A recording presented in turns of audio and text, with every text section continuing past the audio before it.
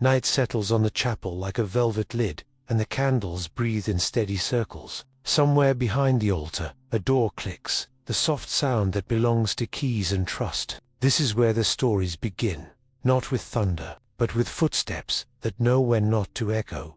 They call themselves the Society of Jesus, men in plain black, teachers with ink-stained sleeves, missionaries who learned the color of distant dawns, confessors who held the secrets of princes as gently as crystal. In daylight they opened schools and mapped languages. At dusk they listened, advised, wrote letters that moved across borders faster than soldiers. That was the work everyone saw. What people whispered about was the shadow their work threw. If a king slept easier after speaking to one of them, did policy borrow that peace? If a crown shifted on a brow, had a quiet hand adjusted it? The brethren took vows of obedience, simple, yet their paths threaded through palaces where obedience was asked of others. When a conscience bends near a throne, which one is guiding, and which one is guarded? The rumors grew like ivy, invisible councils, webs of influence, a hidden map folded inside a catechism. Some swore the order pulled strings, others swore it cut them. The truth, as always, was a lamp carried down long halls here, a library, there a harbor, sometimes an antechamber, where a pen waited for an answer. Tonight we are not hunting scandal. We are listening for that first hinge, the moment a company of scholars and servants stepped from chapel to courtroom and learned the weight of doors. Before the web, there was a thread. To find it, we turn back to the beginning, to a soldier on his sick bed, dreaming of a different battle. Europe was a tinderbox. When Inigo López de Onas y Loyola limped from Pamplona, a cannonball shattered his leg in 1521. The break opened a seam in his life. While healing in his family tower, he reached for romances, found only a life of Christ and saints, and felt fires turn. The soldier became a pilgrim, then a mystic with a book of drills, the spiritual exercises teaching attention like a blade sharpened in silence. Reformation winds were stripping leaves. Princes argued creed, towns argued pulpits, maps learned new colors. Loyola gathered companions who wanted obedience to mean availability, to go where the need spoke loudest. On a hill at Montmartre, in 1534, they vowed poverty, chastity, and a readiness to sail for Jerusalem or, if blocked, to serve the church wherever sent. Their yes was the kind that could be posted at a moment's notice. Rome listened. In 1540, Pope Paul III approved the company by the brief Regimini Militantis, ecclesi, not an army, though critics heard marching boots, but a band of listeners trained to act confessors, teachers, preachers who could enter hot rooms and cool them with clarity. Defend and renew, the two verbs braided together. Defend doctrine where confusion scattered it. Renew hearts where faith had thinned to habit. Colleges followed. Then missions that learned local tongues before offering Latin ones. Their letters stitched a continent with counsel. To carry work without fraying, they built a frame, rules, grades, a general structure shaped to hold a flame without dimming it. Obedience in this company has an architecture. At the center stands a general, elected for life, not as a monarch, but as a steward of missions. Around him the world is divided into provinces, each led by a provincial who listens, assigns, and reports. Decisions move like tides, local needs flowing upward, directions returning with reasons and prayer. A Jesuit begins as a novice, 2 years learning the exercises from the inside, testing desires against reality, service, community, the weight of simple tasks. First vows come like a modest lock clicking shut: poverty, chastity, obedience, and the door opens into studies. Philosophy steadies judgment. Languages make neighbors of strangers. Then regency, work in schools or missions, where ideals meet budgets and bell schedules. Theology follows, sharpening care for souls. Ordination comes for many, not all. Later, a final season called tertianship revisits the beginning, to see whether freedom still lives inside the promise. Discernment is the engine. Letters arrive from the field. Superiors read, consult, compare consolations and costs. Assignments are not ladders but lines drawn to needs. Today, a classroom. Tomorrow, a refugee camp. Next year, a chancery or a jungle airstrip. Mobility is not restlessness. It is availability organized. Safeguards keep the net from tangling. Regular accountings of conscience. Community dialogues. Visitations from outside the house, threads that catch small tears before they widen. The result is a disciplined network that can turn without breaking. With such a frame, method matters. How do they teach, advise, persuade without seeming to rule? They carried a small book that taught quiet like a craft. In its pages, the spiritual exercises moved in weeks, not minutes. Gazes placed on scripture, questions timed like tides, choices weighed in the hush before dawn. A retreatant learned to notice what tugged the heart forward and what pulled it closed. The practice trained attention until it could feel the difference between noise and nudge, fear and warning, zeal and vanity wearing a halo. From this schooling came a habit. Before acting, step aside, stand in imagination inside the outcome, listen for peace, not triumph. Consider the poor, the sick, the scandalous edge of a decision. Name the spirits at work, hope that steadies, glamour that grabs, stubbornness dressed as principle. Then choose as if the choice would be read out to the dead you love. In turbulent rooms, such interior checking looks like delay. To those who have learned it, it is the shortest path that does not wound. Discernment trained memory as well. Jesuits wrote letters not only to inform but to clarify the soul. The act of telling sifted motives. Patterns emerged across provinces. When a method worked in one port, it might serve another. When counsel failed a prince, a better question could be carried to the next antechamber. Observers saw coordination. Participants felt conversation stretched over seas. Because they sat with kings and cobblers using the same steps, results could rhyme. A ruler hears advice that sounds remarkably like a teacher's counsel to a farm boy. Both are being asked to serve the larger good rather than their appetites. To an outside eye, such convergence can look like a plan hidden under and sometimes it nearly is. Only the blueprint is interior.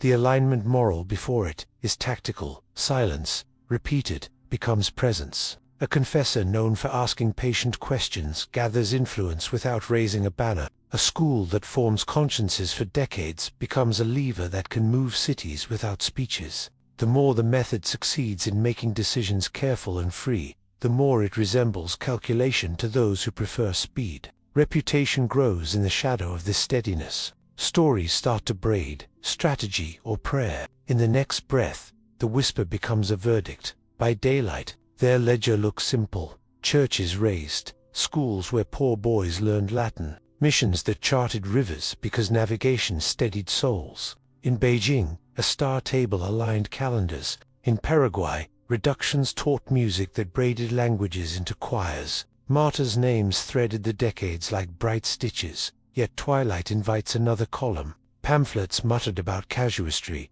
those subtle distinctions. Detractors called it loopholes for the rich, though confessors used it mostly to rescue the scrupulous from despair. At courts, their courtesy looked like choreography. A question posed, a pause, an answer that guided without commanding. Was that manipulation, or simply the patience of men who could afford to be heard again tomorrow? Ministers noticed that advisors who never sought office still shaped appointments. Parents noticed how quickly their best pupils became secretaries to bishops, translators to envoys, confessors to queen alike. A method repeated becomes a rumor, and a rumor, rehearsed, becomes a mask others learn to fear. Stories multiplied, a treaty adjusted after a midnight conversation, a prince choosing mercy because a retreat had turned his heart toward the poor. A scandal softened by a penitent's resolve. Some applauded the results and thanked the method. Others counted outcomes like tally marks and named them a plan.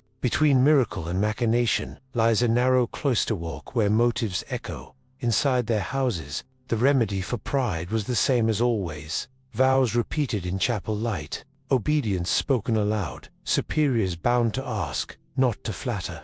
There was, people said, an oath that made kings nervous. We will open it gently next. What words men speak when they want their wills to turn like a compass toward the mission, even when the winds smell of power. And what fears echo back when those words touch gilded rooms on winter nights. Most of what people imagine as a hidden oath is a lantern held to the wrong wall. They do promise things, but the words are plain and said without theater. Poverty, to carry little so the mission moves. Chastity, to keep affection wide and work Obedience, to go where sent and stay when asked. Later, for many, a special pledge to the Pope, for missions a readiness clause, not a power key. It tells Rome, use me, anywhere, fast. No knives, no coded vows to topple thrones, just willingness to be dispatched like a letter sealed at both ends. Why do legends grow? Because a quiet yes that reaches palaces is easy to mistake for a plot. Because confessors stand near decisions and say little. Because enemies write loudly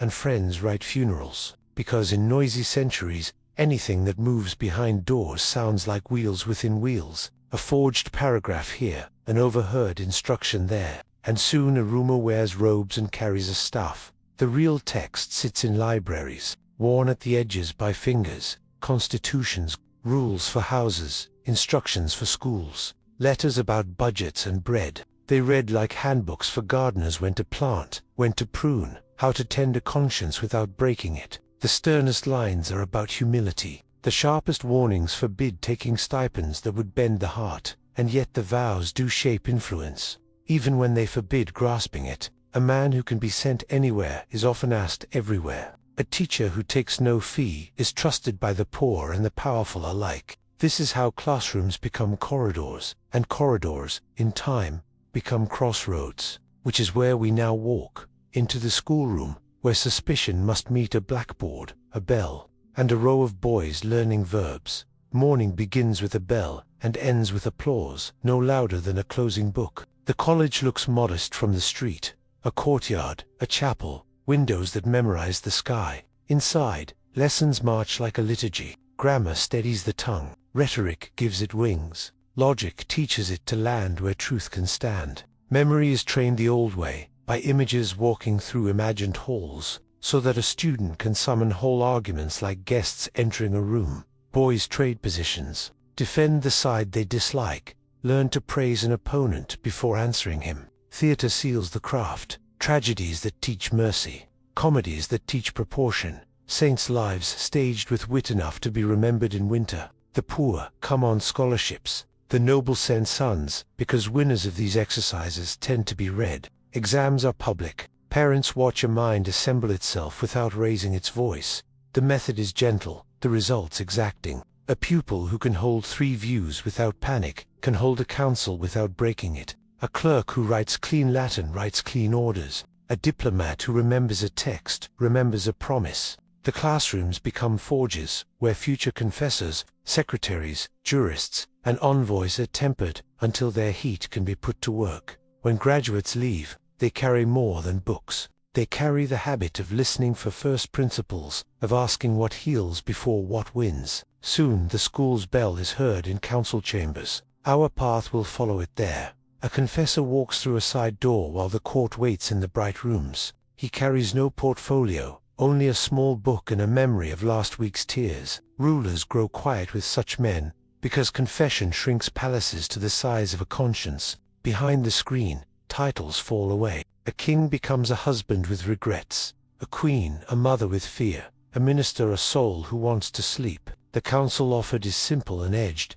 Make restitution, tell the truth, keep the poor in mind. Forgive as much as you want forgiven. Yet gravity gathers around these whispers. A penitent who has promised mercy at night finds it harder to sign a harsh edict at noon. An old grievance softens. A reprieve is granted. A tax is delayed until harvest is in. No decree bears the confessor's name. Yet the ink may dry differently because someone asked the right questions in the dark. Influence here is not a lever but a lantern. It does not push. It lets people see. Courts notice. A favorite loses footing after a season of retreats. A treaty clause bends toward leniency. A prince begins visiting hospitals and prisons. Some applaud the turning. Others call it theater engineered by the counselor keeps his rule, no boasting.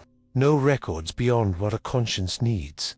But the pattern shows and invites guesses. This proximity breeds rumors the way fruit breeds flies. Pamphleteers sketch labyrinths. Secretaries whisper about the invisible cabinet. The truth is duller and more dangerous. Spiritual care makes everything nearby more serious. When a ruler believes he will answer to God, advisors who speak of God are pulled into the orbit of decisions. Such orbits provoke tides. Rival churches object. Courtiers who find themselves out of work sharpen stories. Parliaments grow wary of unseen rooms. Quiet counsel meets loud fear, and the hallway outside the confessional grows crowded. The door will swing outward soon, and with it, the backlash. Friction was stitched into the fabric from the start. Rival orders eyed the new schools, and said the Jesuits were taking too much air. Bishops liked the help, but not the competition. Universities bristled when their best pupils crossed the street to classrooms with stricter bells. Preachers who had long tended towns watched students drift to the newer pulpits and felt their flocks thin like winter hay. A little envy, a little fear, and soon sermons carried a side sharp enough to nick. Monarchs felt it differently. Counsel that sounded like conscience could sound like limits, and kings do not enjoy ceilings. When a confessor urged clemency or cautioned against attacks, ministers heard policy wrapped in piety. The order's vow of obedience to Rome really, a readiness to be set and look to wary courts, like a rope stretched from papal window to palace door. In seasons when crown and curia quarreled, suspicion thickened.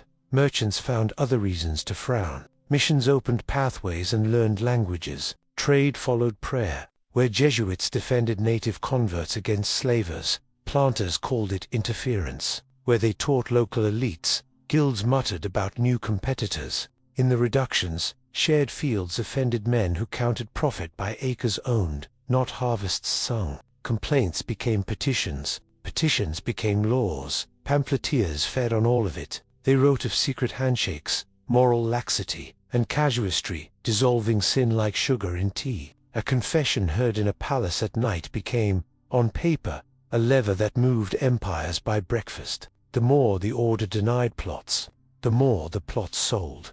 Expulsions came like storms off. Different coasts, one kingdom this year, another next, each with local reasons, all with familiar weather, rivalry, fear, money, and the old question of who whispers to power. The clouds are gathering now for the first big break, the one that would empty schools, shutter missions, and test whether vows can outlast a continent's anger. Thunderheads don't shout at first. They lean against the horizon until streets grow nervous. By the late whisper of this chapter, the air is heavy. Letters cross borders faster than caravels did. Petitions, decrees, accusations copied, each one promising safety if one door is closed. Classrooms tidy their chalk as if for inspection. In the missions, bells ring with a steadiness, the sound a village uses when it knows a visitor carries orders. Courtiers practice surprise, rivals practiced relief. The confessors keep their rule and say little, but silence, in certain climates, is quoted as guilt.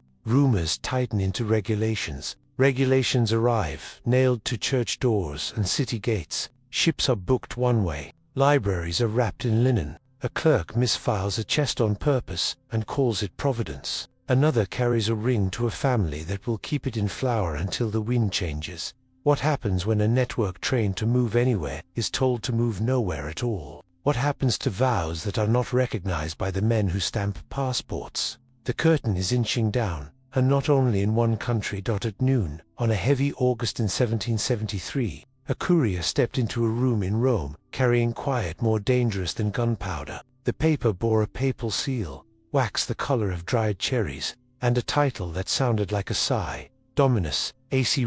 Clement XIV had written it with a hand steady enough to change the map without moving a single stone. In the brief, polished like a blade, the Society of Jesus was unmade. Why did it come to this? Because thrones were breathing hard. Bourbon courts had learned to count ships and silver, and everywhere they looked they found Jesuits in the way. In Lisbon, reform dreamed of a modern state and found missionaries defending Indians against traders. In Madrid and Lima, reductions sang in Guarani, while planters added their sums. The songs did not balance the ledgers. In Paris, philosophers mocked, ministers fretted, and parliaments sharpened memoranda. Naples and Parma wanted fewer Roman fingerprints on their cabinets, and more room for their own designs. The brief moved like weather. Packets traveled under instructions no one could delay. Open on the same morning, read aloud, obey. In colleges, bells called boys to class and found them met by officials with seals.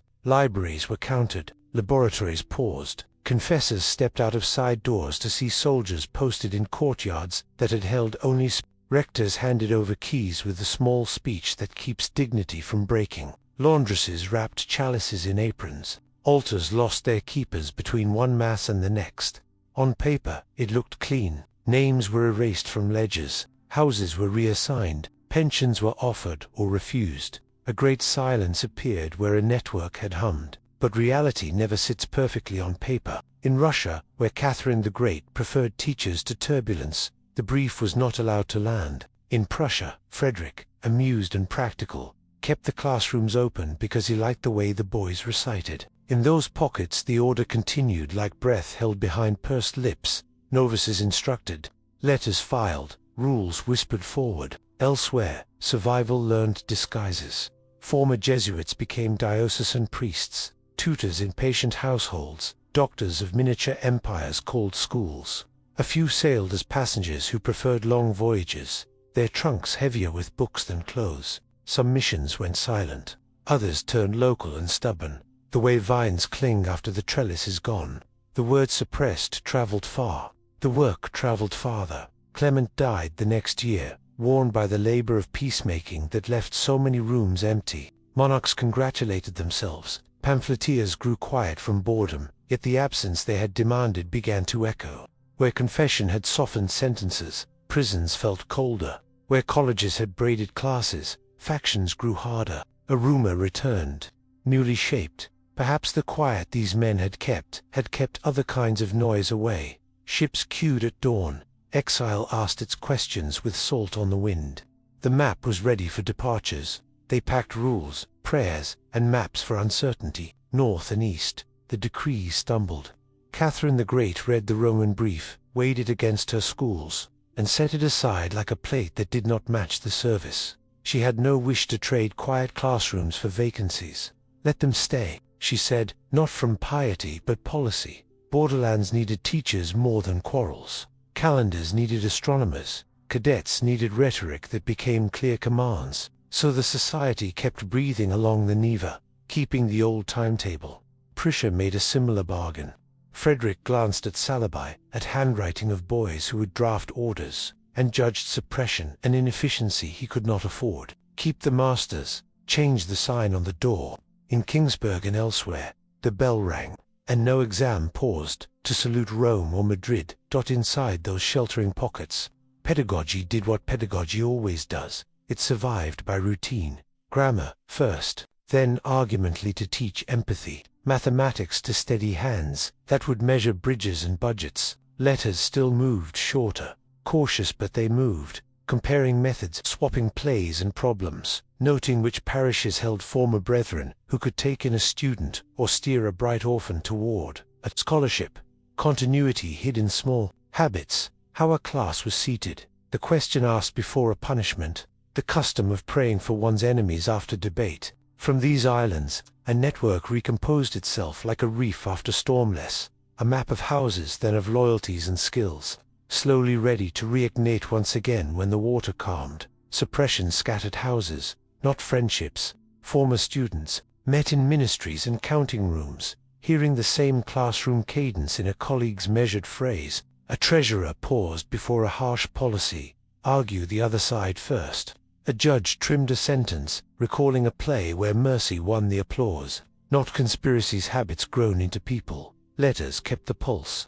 Cautious notes moved through. Safe hands news of a patron, a post for a tutor, a library selling duplicates. Astronomers compared observations across borders, careful with names, frank with numbers.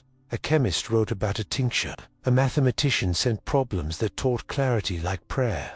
The mailbag was a small university walking.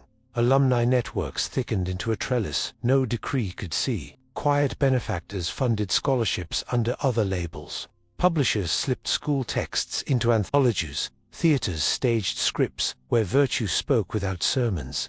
Parish priests, once schoolmasters, formed circles for clerks and artisans, teaching rhetoric under the banner of evening reading. In this lattice work, the exercises lived like a tune hummed while sweeping.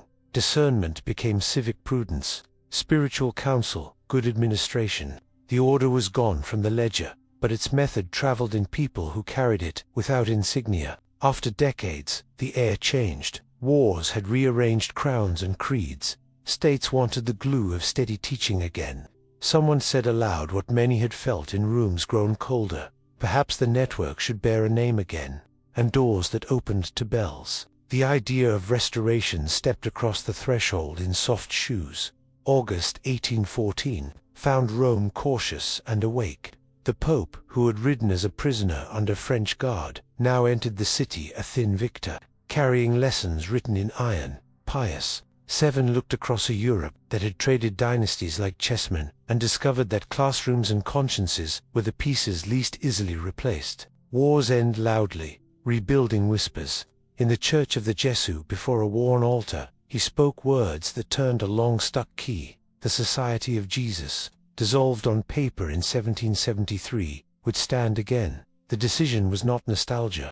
Napoleonic collapse had shaken archives and thrones. States wanted skilled teachers, confessors able to mend after years of requisitions and grief. Bishops remembered colleges that could knit a town from its children outward. The Pope remembered his own captivity and the need for servants who could travel lightly where politics grew heavy. Letters from the islands east and north proved continuity was possible. A spark lived, ready to take, but the continent they reinterred was different. Parliaments had learned to speak in public. Newspapers could summon crowds. Ministers counted budgets with new severity. Suspicion had not dissolved with empire. Some courts allowed the restored order as one permits a physician after fever, grateful, yet watchful. Others nodded politely and delayed permissions for months that felt like years. Old friends embraced. Old pamphlets returned from drawers. The decree of restoration began as ink and became doors opening. Novices admitted. Classes timetabled. Missions surveyed where routes had shifted. The habit returned like a familiar coat let out at the seams.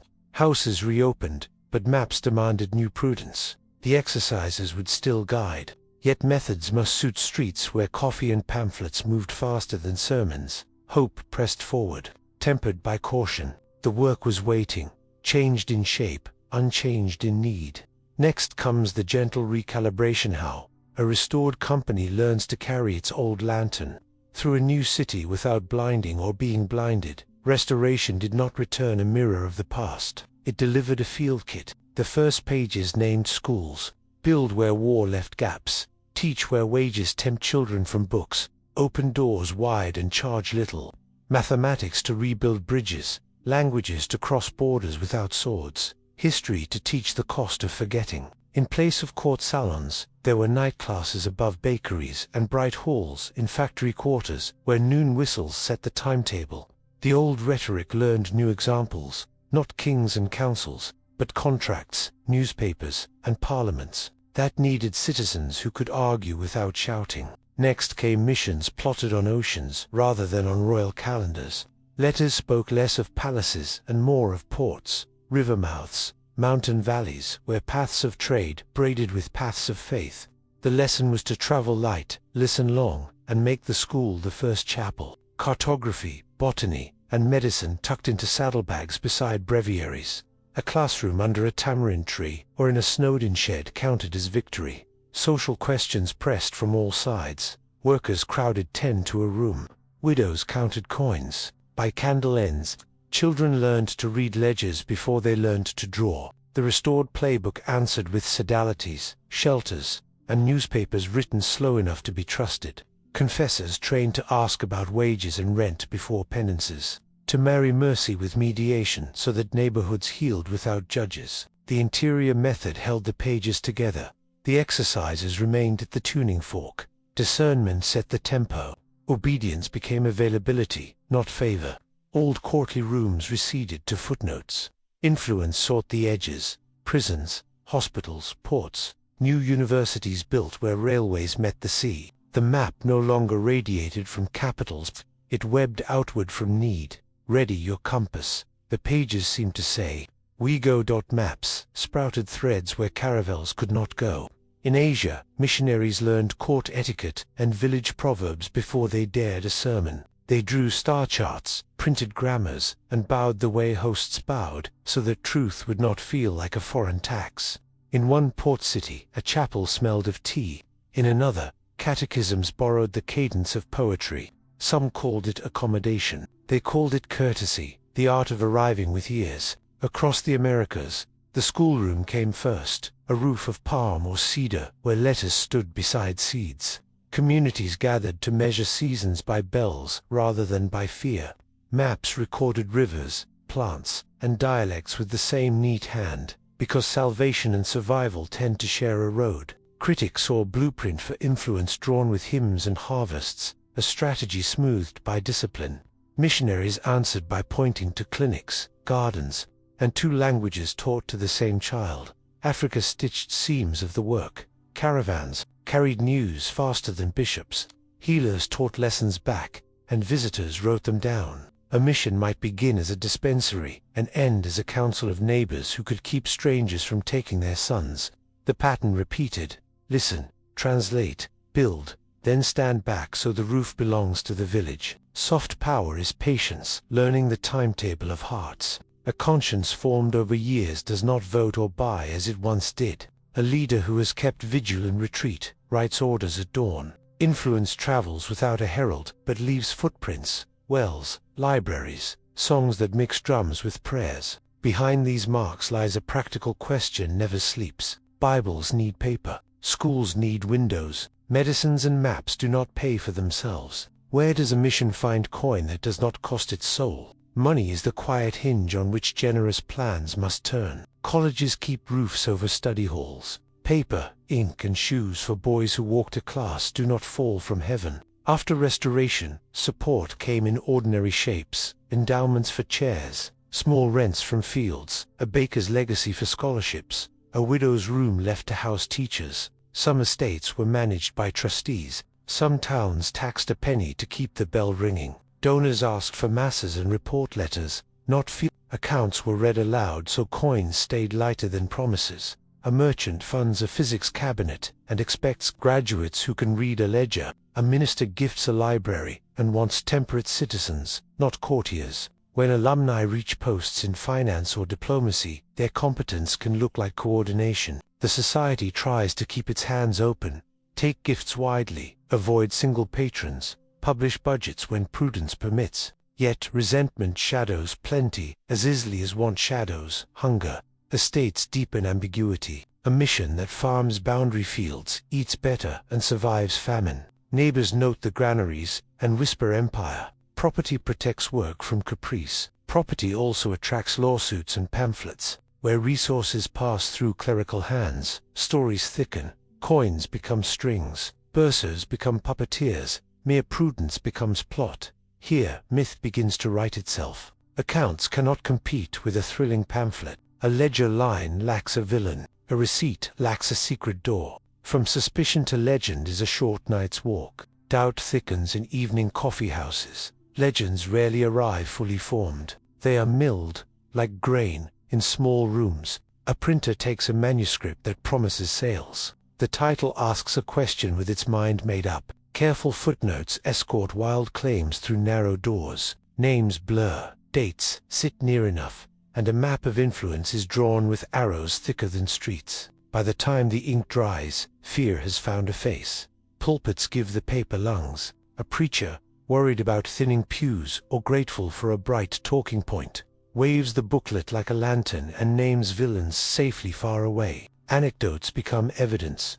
A confession heard becomes a lever. A scholastic distinction, a trick, an endowment, a bribe. Listeners leave comforted by clarity. Someone is in control of what frightens us, and they wear black dot. Politics completes the circuit. A minister who wants a school closed quotes the pamphlet. A council needing a scapegoat to calm a trade dispute mentions foreign advisers. A monarch, irritated by counsel on his conscience, mutters about an invisible party. Laws follow, tidily phrased, and the enforcing official congratulates himself on common sense. The printer pays his debts and begins the next installment. Myths spread because they do work. They explain losses, flatter grievances, and turn complex change into a plot that can be resisted. They also travel quickly. Coffee houses pass them like sugar. Taverns sing them in comic verse. Salons embroider them into after-dinner wit. The targets answer slowly, with ledgers and patience, and the silence is taken for proof.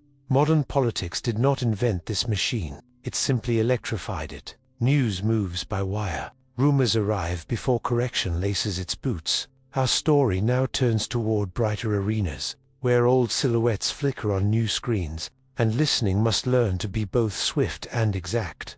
Doors opened not to palaces now, but to hearings with clocks on the wall. Committees asked about schools, child labor, tenant strikes, the price of bread. The same teachers who once diagrammed sentences were asked to diagram a street, who owns the mill, who coughs in the attic, where the rent goes when rain ruins wheat. They arrived with homework done, quoting encyclicals about dignity and wages, in a tone like weather reports calm, exact, humane. Friends returned. Trade unions liked mediators who could hold two truths at once, that owners need solvency and workers need supper. City councils liked schools that lifted children without charging their grandmothers. Newspapers published essays about apprenticeships, sanitation, libraries near docks so sailors could learn to read payslips. Old training in rhetoric did new work, turning noise into hearings, heat into light. Foes returned as well. Secularists fretted about clerics near curriculum. Anti-clericals feared the confessional in the voting booth. Industrialists heard fair wage and saw shrinking margins. Ideologues on both extremes distrusted counsel that refused to hate. Pamphlets gained microphones. A cartoon could do in one morning what a column needed a month to mend. In these rooms paradox gathered. The society urged compassion, yet rejected revolutions that burned granaries, defended free association, yet warned when markets made children tools, praised democracy's deliberation, yet asked that conscience keep its seat when majorities thundered. To some, this looked like delay. To others, it sounded like ballast. The role was no longer to whisper to one ruler, but to speak plainly to many. Then returned to classrooms, where the next generation learned how to listen. The debates widened, and with them, the risk. When you defend both the poor and the process, who claims you, and what happens when the process itself forgets the poor? Stand long enough in any well-run room and the furniture begins to look like a plan. A school that forms consciences can resemble a factory that stamps opinions. A confessor who steadies a monarch can seem to steer him. When virtues organize themselves, discipline, patience, prudence, they cast the same shadow as control. From the street, it is hard to tell which figure is moving. Intent hides in small turns, whether a question opens a window or closes one, whether a rule guards the weak or fences them out, whether counsel leaves a door ajar for mercy. Critics point to results and call them proof. Defenders point to motives and ask for trust. Meanwhile, lives are changed, a wage raised, a prison softened, a law delayed, a book assigned that teaches a child to argue without hating. Where is the line between formation and management? Between guidance and grip? Perhaps it lies in who can say no and still be welcome tomorrow. Perhaps it lies in whether the listener grows freer, not merely more efficient. We will test those maybes. Next we move from rooms to toolboxes, from rumors about influence to the instruments themselves, turned in the light. To see what marks, open the drawer of a Jesuit college, and you find a book with patient margins, the Ratio Scriptorum, a timetable for minds. It does not shout, it arranges. Morning places grammar like stones in a path. Afternoon turns them into sentences that can carry weight. The week breathes, repetition on one day, recitation on another. A disputation on Friday where courtesy stands beside logic, like twin ushers. Memory is trained first. Not as hoarding but as house building. Students people imaginary rooms with images, doorways holding dates, windows hosting versiso, that a thought can be fetched without panic. Rhetoric follows, the art that weds truth to cadence. A boy learns to praise before he critiques, to concede without surrendering, to choose one clear verb and let it ring. He hears that style is charity. Make it easy for a stranger to follow you across a dark field. Theater seals the lesson. Plays rehearse courage and proportion. A tyrant on stage shows how power sounds when it forgets justice. A martyr reveals how quiet defeats spectacle. Costumes teach empathy. Cues teach timing. A missed line teaches forgiveness better than a sermon. In the wings, teachers mark what cannot be graded. Poise, mercy, the habit of listening for the other person's best case. Mathematics and natural philosophy steady all this heat, reminding eloquence to measure before it declares. History lends long sight. Languages widen the street. The ratio turns classrooms into small republics where argument is civil and memory is shared property. The graduate leaves not with tricks but with reflexes. Define terms, test reasons, search for the common good. Such formation looks ordinary until it enters councils and newspapers. Then the patient's scaffolding reveals its reach. How does such training persuade without coercing? That is where we turn next. With care and light. Power rarely arrives with drums. It enters as a chair drawn close and a question asked softly. How is your heart? In the quiet of confession, the mask a ruler wears slips. A king speaks as a son. A judge is a tired human who fears his own hardness. He listens for patterns, for the knot behind the knot, for the fear that keeps the hand clenched on an unjust order. Direction grows from that listening. What restitution would heal more than punish? Whose voice has not been heard in this debate? What decision could you defend at your deathbed? The counsel person discovers that policy is a moral sentence written on many lives. The numbers on a ledger look like faces. Sometimes the only recommendation is patience, delay a week. Meet the workers, visit the prison at night, and the delay changes everything. The confessor never signs a decree. He signs for mercy in a private room, and the ink shows up later in public handwriting. This influence is gradual, personal, and hard to measure, which is why it is often misread. To some, it appears as manipulation. To others, as ballast against whim. The point is not to steer the ship, but to keep the compass true when storms make every heading seem right. Still, storms bring tangled cases, good mixed with harm, duties pulling opposite ways, promises that cannot all be kept. For those edges, the tradition kept a small toolkit of distinctions, meant to rescue, not to excuse. Casuistry sounds like a trick because the word arrived wearing dust from old courtroom floors. In truth, it began at bedside and confessional, a way to help real people meet high laws without breaking under them. Instead of asking, what does the rule demand? Alone, it adds, what are the facts here, in this tangled room? A sailor forced at knife point to swear, a widow who lied to hide her children. A magistrate weighing to harms cases like these require more light than a single sentence. The method moves by small steps. It clarifies intentions, measures circumstances, distinguishes between what is chosen and what is endured. It searches for the least wrong where nothing fully right is possible, and it asks for repair where damage was done. Done well, casuistry is mercy with a ruler in its pocket, trying to keep compassion straight, yet its very finesse invites suspicion. Enemies called it loophole-making, the art of blessing whatever the powerful wanted. Some practitioners erred toward cleverness, and pamphleteers kept those errors alive, like moths in amber. A careful distinction becomes a meme. An exception becomes a reputation. To a public that prefers quick verdicts, patient nuance looks like fog machine logic. Still, communities run on edges and exceptions. Doctors triage, judges weigh motive, soldiers judge proportion. Casuistry gave consciences a vocabulary for such work, and trained confessors to keep mercy from dissolving into permission. It also created a shared grammar. Men formed in the same cases could recognize each other's reasoning across cities and seas. From that recognition grew correspondence, collegial advice, and, in time, networks that look to outsiders like strategy. They leave through different gates and arrive. Years later, in the same conversation, a governor who once argued both sides of a school debate pauses before signing an order and drafts the opposing brief in his head. A journalist hears a rumor and reaches for first principles. Define the claim. Seek the witness. Name what would change if it were true. A jurist, trained to praise before refuting, writes a judgment that gives the losing party the courtesy of being understood. Different jobs, same spine. Patiently.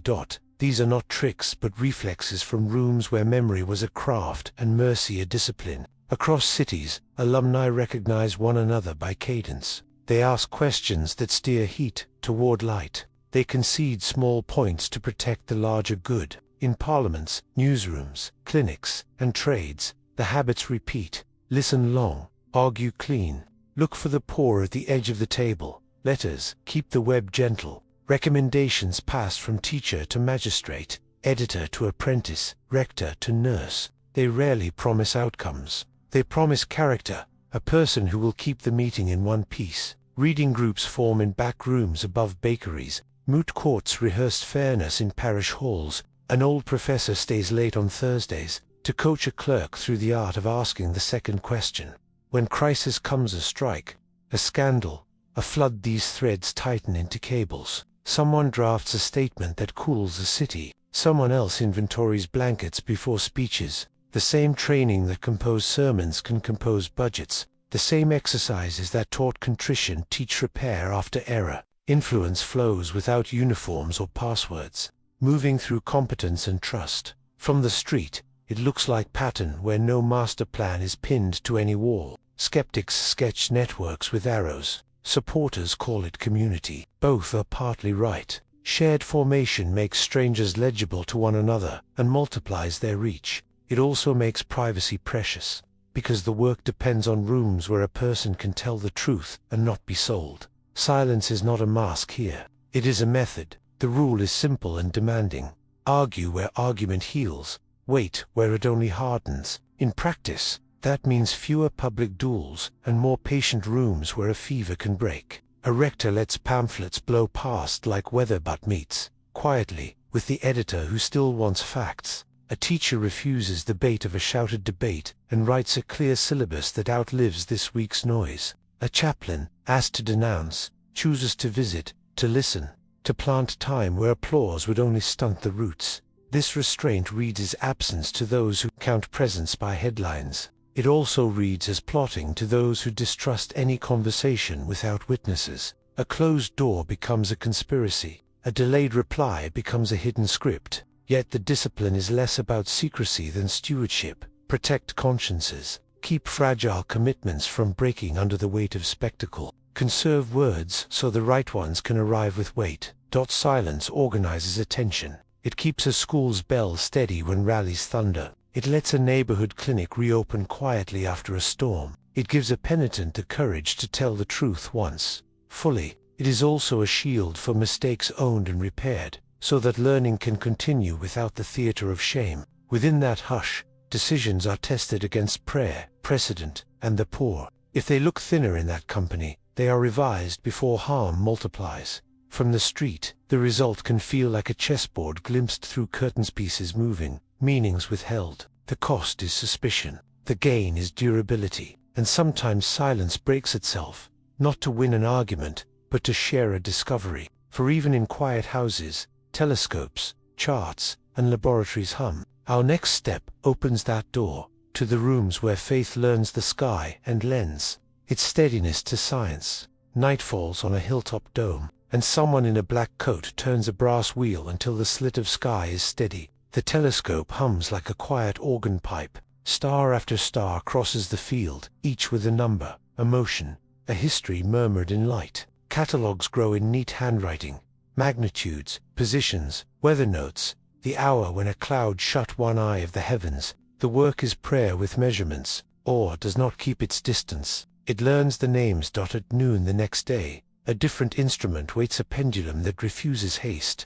In a classroom where maps of fault lines bloom like river deltas, a seismograph scratches its fine script across smoked glass. The earth speaks in tremors. The needle writes what walls cannot hide. Villagers learn safer foundations. Builders learn the patience of triangulation. The lesson is always twofold. The world shakes, and the world can be known. Elsewhere the air fills with voices. A scholar records a lullaby on rough paper, shaping unfamiliar sounds with an alphabet that bends kindly. Grammars appear, not to pin a people down, but to let them hear themselves on the page. Dictionaries stitch meetings between worlds. A fisherman's word for wind beside a poet's word for mercy. Linguistics becomes an act of hospitality. Faith does not argue with data in these rooms. It greets it, asks for its story, and adjusts the lamp. A theory is welcomed, tested, and, when needed, let go without drama. The habit is discernment, turned outward.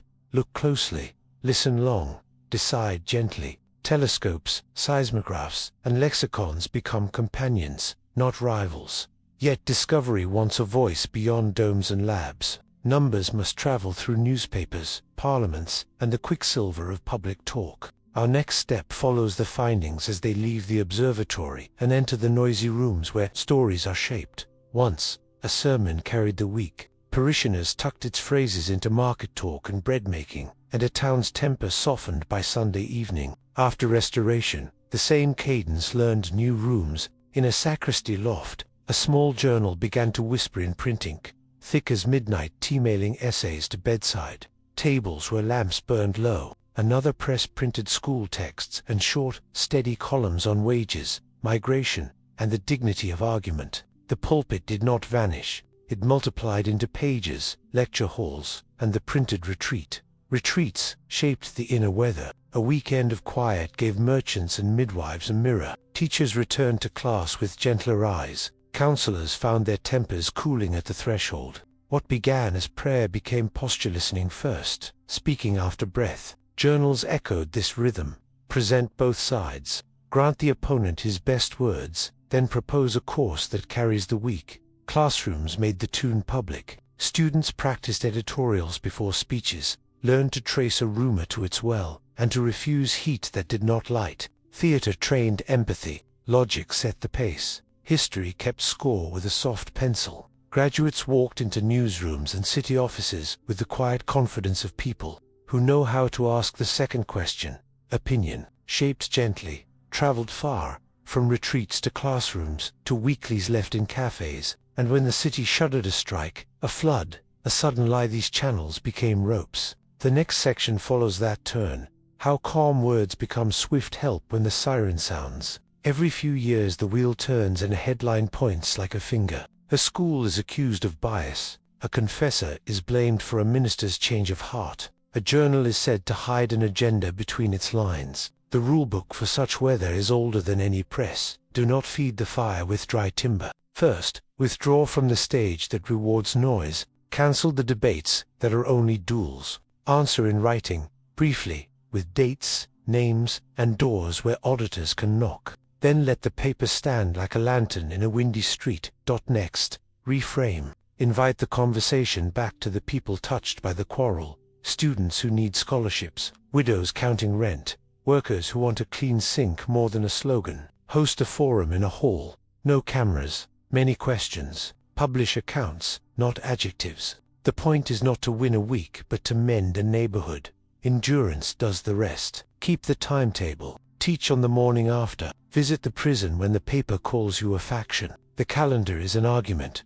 Routines refute caricature. In time, storms tire. A minister remembers who answered his letter at midnight. A journalist concedes the figures matched. An adversary sends a nephew to the college he once denounced. The cost is bruises and advertised friendships cooled, grants delayed. The gain is credibility that wears well. In a world that mistakes speed for truth, slowness can look like guilt, yet it turns out to be fidelity. The refusal to betray confidences or to simplify souls. Still, withdrawal and patience are not enough. They must be chosen for right reasons, and reasons require standards. The next step opens that drawer. Not tactics but ethics, the measures by which silence, speech, and influence answer to higher than success. Some nights the ledger lies open beside the lamp, and the questions look like columns of figures. If silence saves a school, does it cost a truth? If a friendship with a minister lowers the price of bread,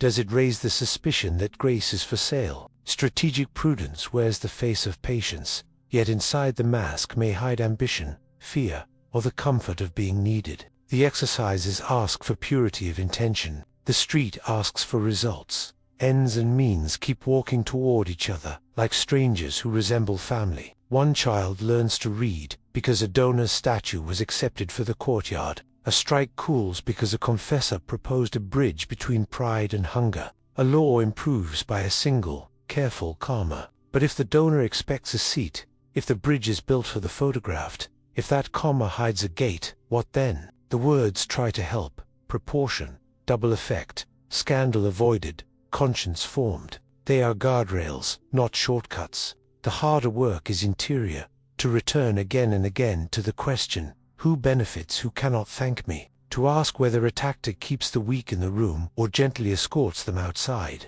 To notice when prudence slides into management, when counsel stops listening and begins arranging. Unease is not a failing here. It is a lantern. Leaders who never doubt their motives are dangerous. Communities that never ordered their habits drift toward self-congratulation. The ledger lies open, and the light is left on. Tomorrow will bring a petition, a rumor, a vote, a generous envelope, a desperate knock. How does this calculus look when it breaks into life? We will watch decisions walk, in a factory, a newsroom, a ministry office at dusk, and see what the balance costs. Pack a valise, a breviary, a grammar, a bar of soap, a notebook wrapped in oilcloth. Leave heavy books, carry light, and listen. Our next steps do not pass through seminar rooms but along docks and mule paths, into capitals smelling of coal and harbors of salt. The same tools we've turned in lamplight exercises, classrooms, council. Silence will walk with us as we watch them meet the weather of empires.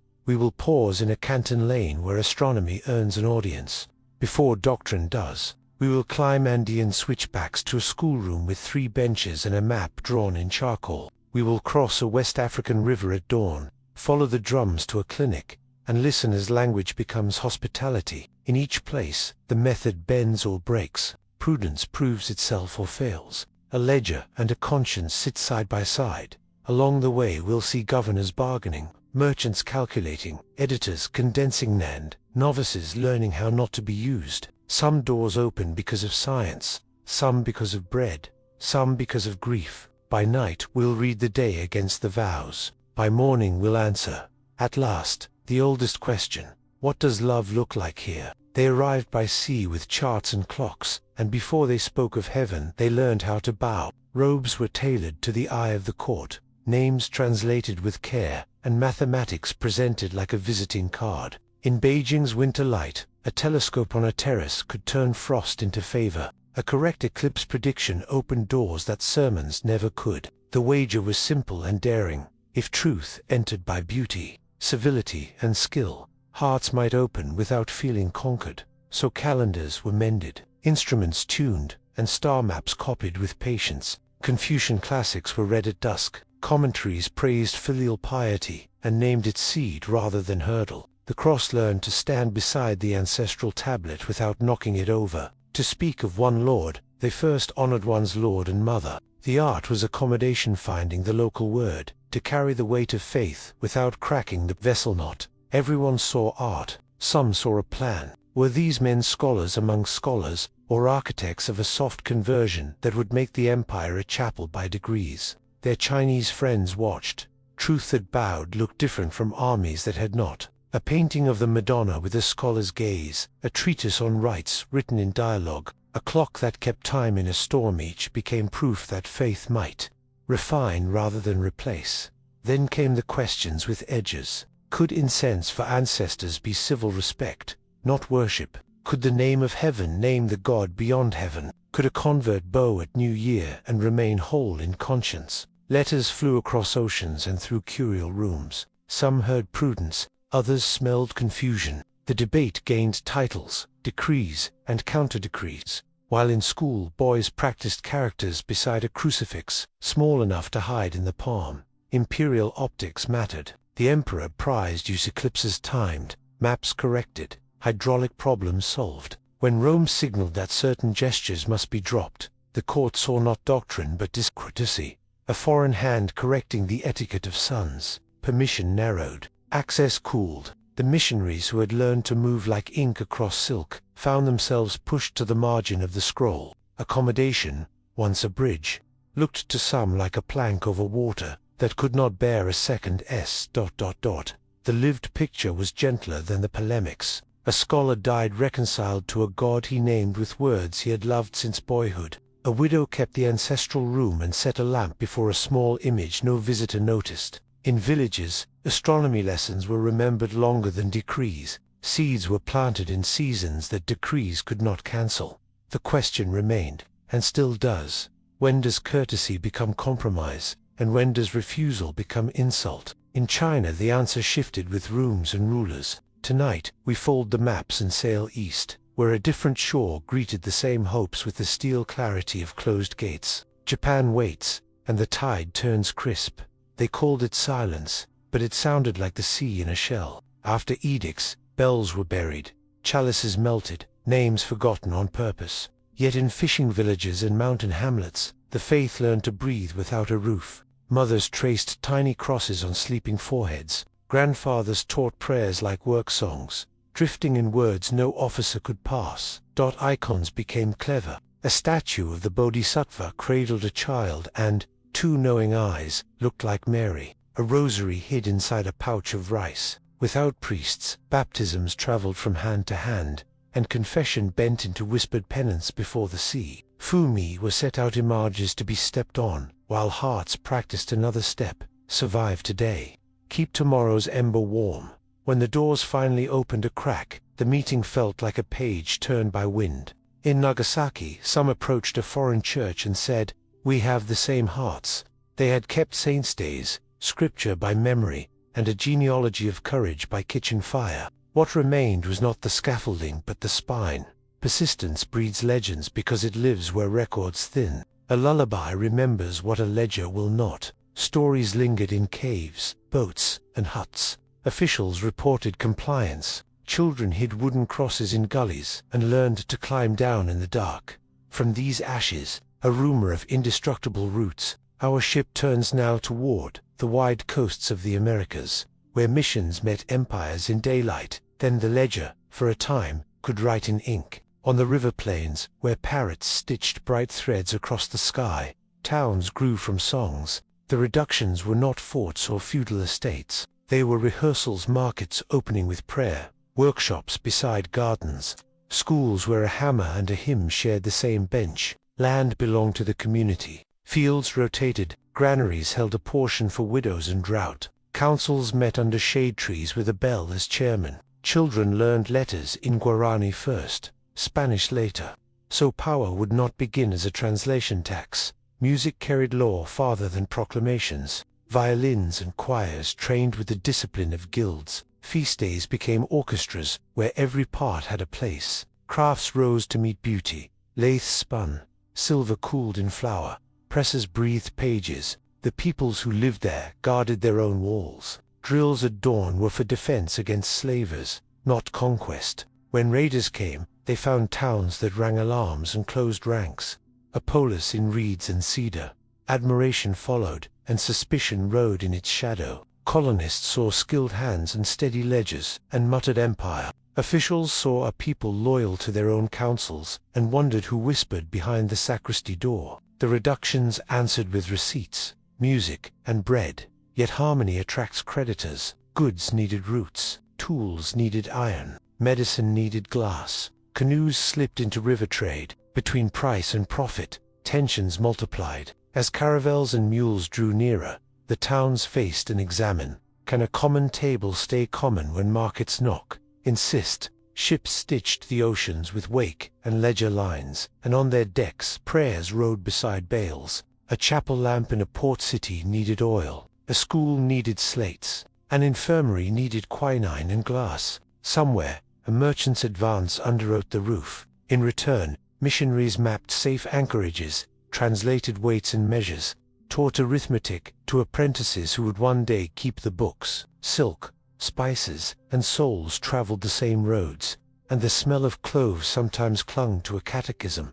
The lines blurred at the waterline. A friar who denounced cheating in the pulpit might, at dusk, translate a contract, so both parties knew its teeth. A rector praised fair prices and refused the gift tucked into a parish envelope, yet still signed for a crate of paper bought with profits he could not certify pure. The college press printed grammar guides that helped traders bargain kindly. The same press printed a tract imploring them to weigh mercy against margin when drought rose. Some houses owned slips of property that kept famine at bay. A wharf lease here, a warehouse corner there, rents that arrived like tides. Critics saw a hidden portfolio and called it a mask. Defenders pointed to accounts read aloud, and bursars who made a pittance walk far. Between them moved sailors and stevedores, grateful for clinics that stitched wounds with a prayer and a clean needle.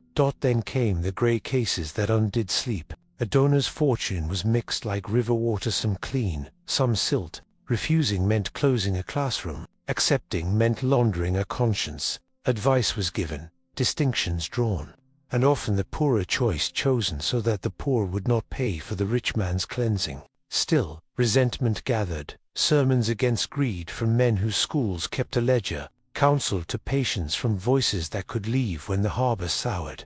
Entanglement taught caution, publish accounts, diversify gifts, prefer the widow's coin to the magnate's purse, and keep the door open to the angry long enough for tea to cool. Even so, the rumor returned with each tide, strategy disguised as sanctity, or sanctity seasoned with strategy. East of these harbors lay another coastline where pepper and pearl met Sanskrit and sutras. There compromise would wear new garments, and the balance between reverence and reform would be tested in crowded ghats and royal courts. India waits at the mouth of a sacred river.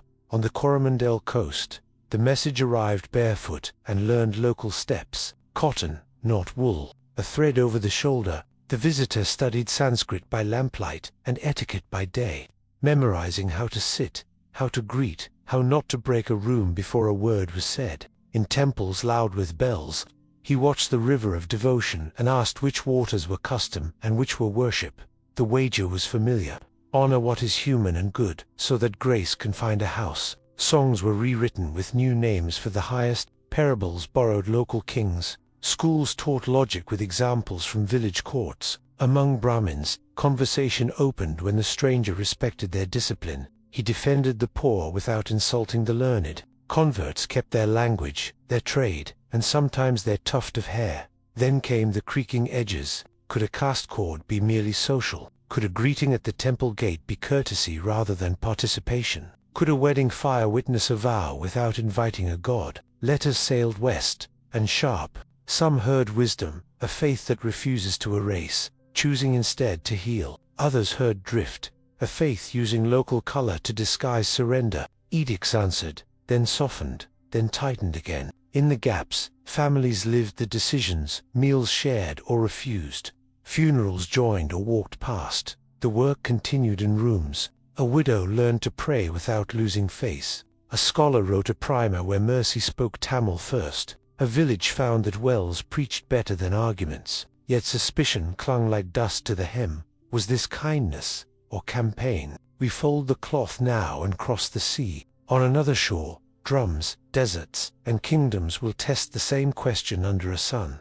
Africa waits with open hands and guarded memory. Chalk dust rose like morning mist under mango shade, while a bell called children whose surnames carried long histories and borders drawn by strangers. On slates they copied letters in two tongues, the language of their mothers, and the language stamped on stamps and taxes. Reading opened doors no rifle could guard. Contracts were no longer spells. A ledger could be argued with. A petition could climb the steps of a district office without a guide. Yet the same classroom fed the colonial machine that needed clerks and interpreters. A principal who insisted on dignity also prepared exam lists for offices down the road. The quiet paradox hardened.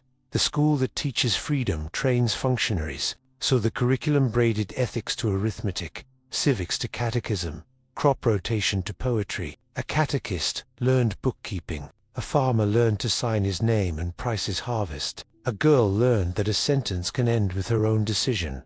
Authorities praised order and feared conscience. Permits were delayed when reading groups became cooperatives. Funding cooled when a debate club discussed land. The confessional turned into an advice desk, where debts and dowries were weighed beside guilt and grace. Fees were set low, then lowered again. The bursar stretched rice in paper. The staff refused the tidy insult of kickbacks. Scripture classes began to lean forward. Exodus read like a map. Prophets sounded local. Parables about vineyards felt like court cases. Without slogans, a method ripened. Analyze, judge, act, teach. Step returned to prayer and back to the village meeting. It was not yet called liberation theology, but the habit was there. Give the poor their own voice, then stand back while they use it. Graduates carried notebooks into union halls and courtyards. Some negotiated peace, some organized markets, some took minutes at midnight. The wind shifted. Soon the conversation would blow back across the Mediterranean, and Europe would meet its own unease in the mirror of these classrooms. Europe's palaces learned that a quiet room could move a border more gently than an army. A counselor entered without entourage, carrying a breviary and a habit of careful listening. Prime ministers arrived as penitent sons. Queens entered as daughters who feared to disappoint the dead. In the shelter of the screen, Budgets became moral sentences, and treaties became promises a soul might have to answer for. A penstroke was weighed against a widow, a tariff against a hungry winter. Advice rarely sounded like command. It started with questions that unknotted pride. Whom does this law forget? What harm will you repair before the herald speaks? Which promise would you keep if every newspaper was shut? Sometimes the counsel was delay walk the factory floor, read the exile's letter yourself, sleep one night longer. Sometimes it was action commute, the sentence, open the granary, write the margin that saves the conscience of a dissenter. Cabinet minutes caught the change days later, but the hinge had turned in that lamplit box. Rivals grumbled that influence hid behind absolution. Allies answered that conscience kept the state human when numbers grew cold. The risk was always capture, to prefer proximity to truth, to confuse access with mission, so the door opened both ways. The same advisor who blessed a compromise could resign when a line was crossed, choosing poverty over a comfortable lie. The compass needle swings across ocean. In Latin America, confessionals and plazas meet, and sermons learn the grammar of streets there. It began in parish courtyards, where catechism met the price of bread. A teacher held up a small blue primer, then put it down, and asked what a fair wage tasted like. Mothers answered with numbers from the market. Men spoke of foremen and broken scales. The class shifted from memory to measure. Scripture sat open beside a ledger, and hands learned to add both dot in the hills.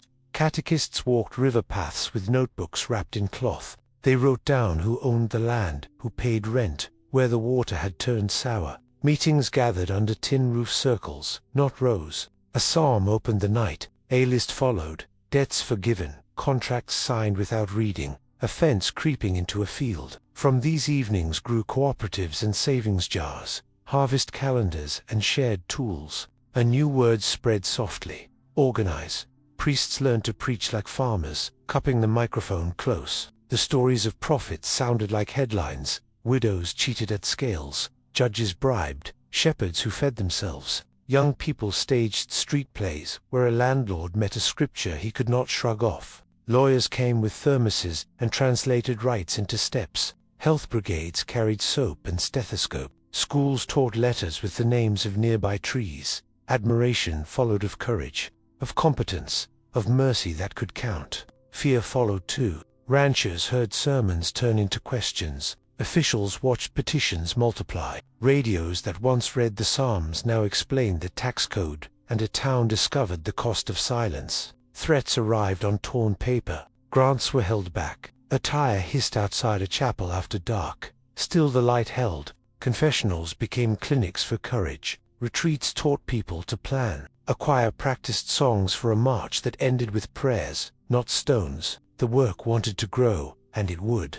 But growth on hard ground brings thorns, and the next turn brings the hiss of them, the backlash that names compassion, subversion, and charity, a plan. Doors closed with official neatness, a seal, a proclamation, an officer who apologized while locking a library a child had learned to love. Expulsions arrived like weather-Spain one year, a province the next, a republic needing scapegoats, a junta fearing conversations it could not script. Power resents parallel power, especially the quiet kind that gathers trust over time. Classrooms emptied, presses paused mid-sentence.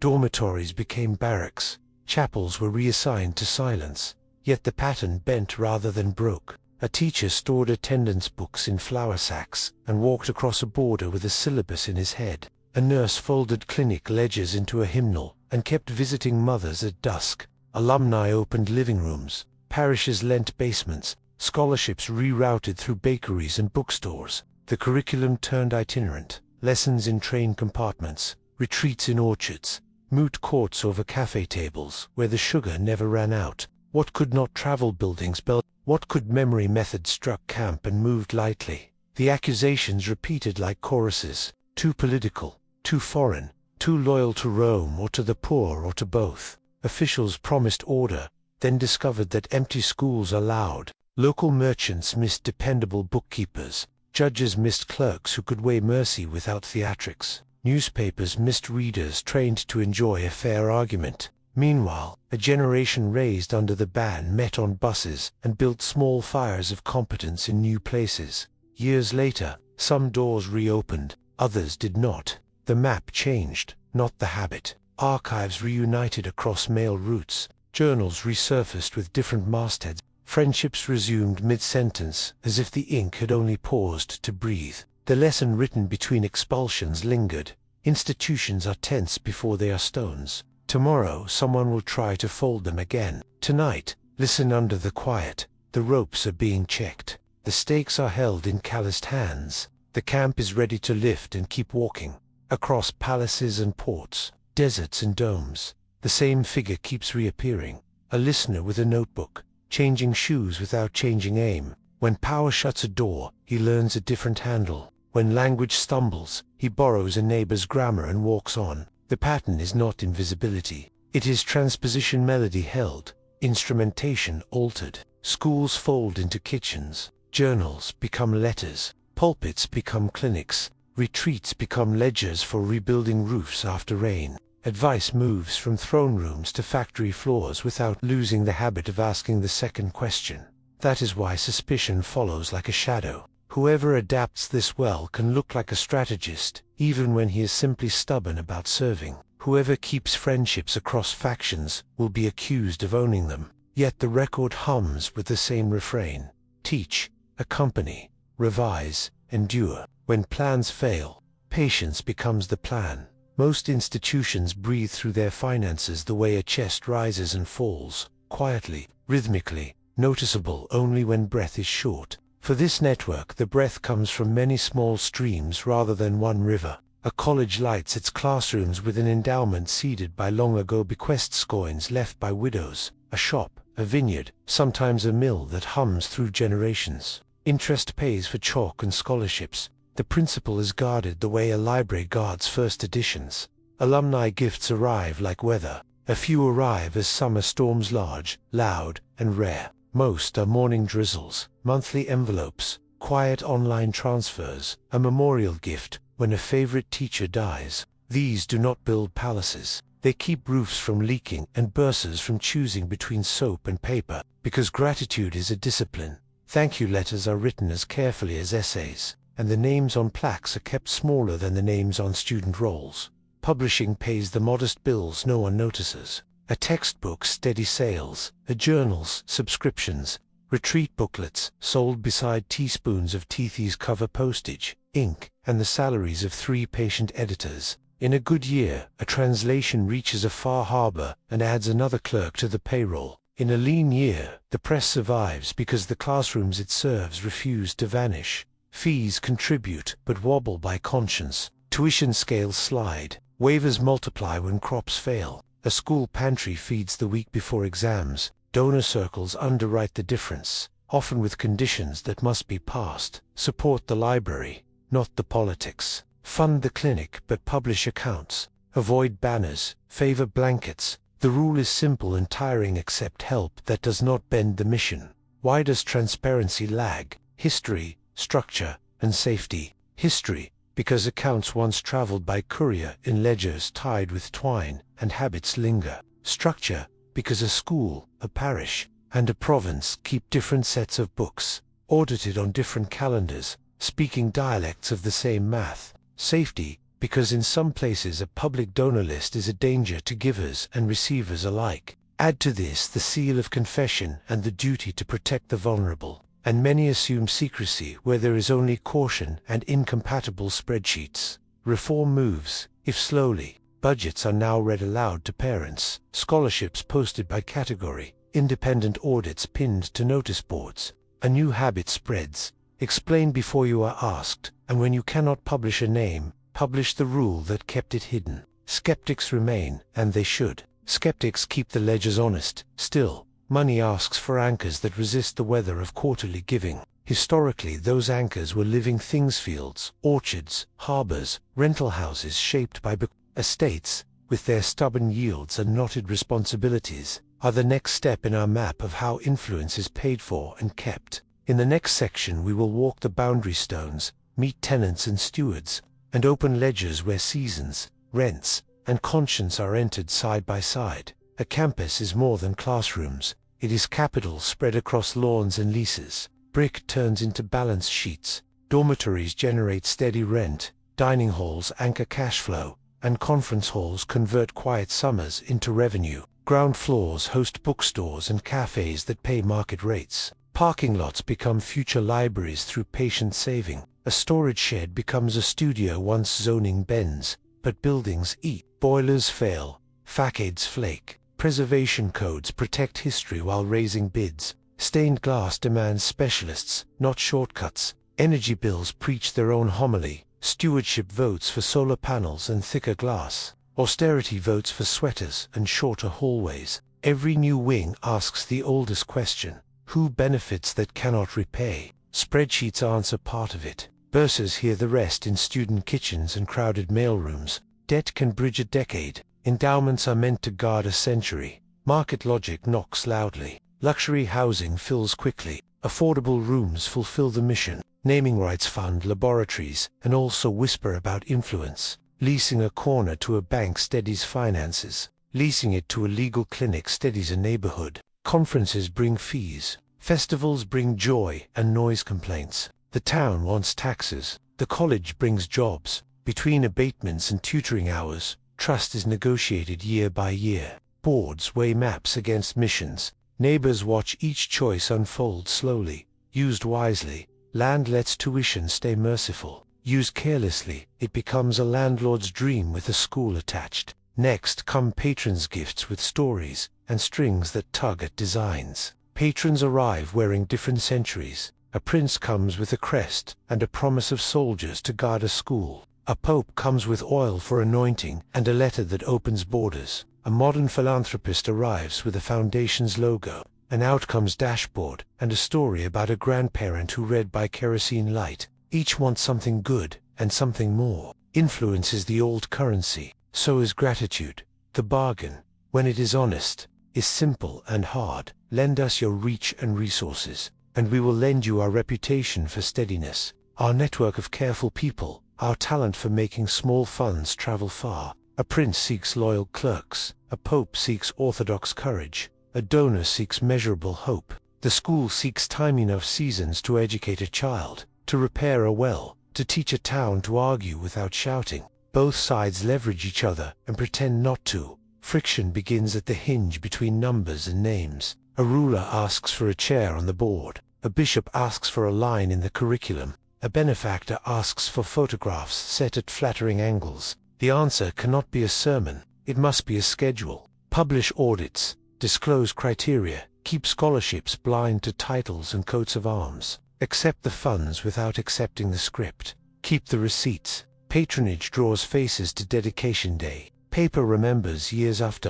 In the cool of the archive, letters, ledgers, marginal notes preserve the negotiation and the cost in patience. Some cabinets hum even when the room is empty. They sit against cool stone behind a second door, their key wrapped in cord, their drawers labeled in a clerk's careful hand. Missions, estates, discipline, correspondence. Dust floats like slow snow. The mystique gathers itself from a few small things. A stamp that says restricted, a ledger bound in calfskin, a file retrieved and returned without a sound.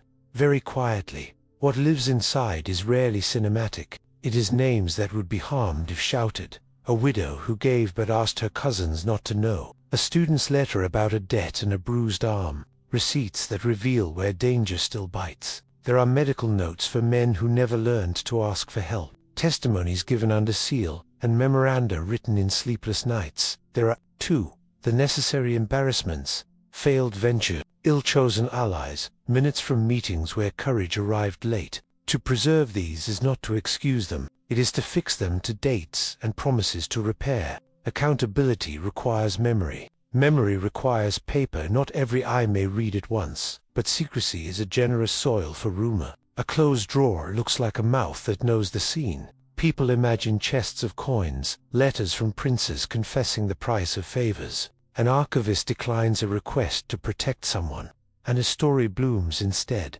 That somewhere the method seems a method of control. The less said, the richer the tale. Some doors deserve to remain shut until a danger passes or an apology is complete. Others open on a date, written in pencil and later ink. Slowly, inventories migrate from whispers to catalogs. Finding aids, learn to speak in public. Even then, not every drawer is about power. Many are simply about protection, dignity, and the humility of particular lives. There is prudence here, but also patience with wounds that still ache slowly. Tomorrow we will leave the cabinets for cupboards in parish halls, where secrecy takes a warmer shape, a bag of rice, an envelope without a name, and the quiet arithmetic of mercy. At dawn the courtyard fills, a kettle begins to sing, benches scrape, a baby laughs at the light, a line forms by the gate. Some arrive with papers that do not match their names anymore. Some arrive with nothing but a city whispered from the border. They find water,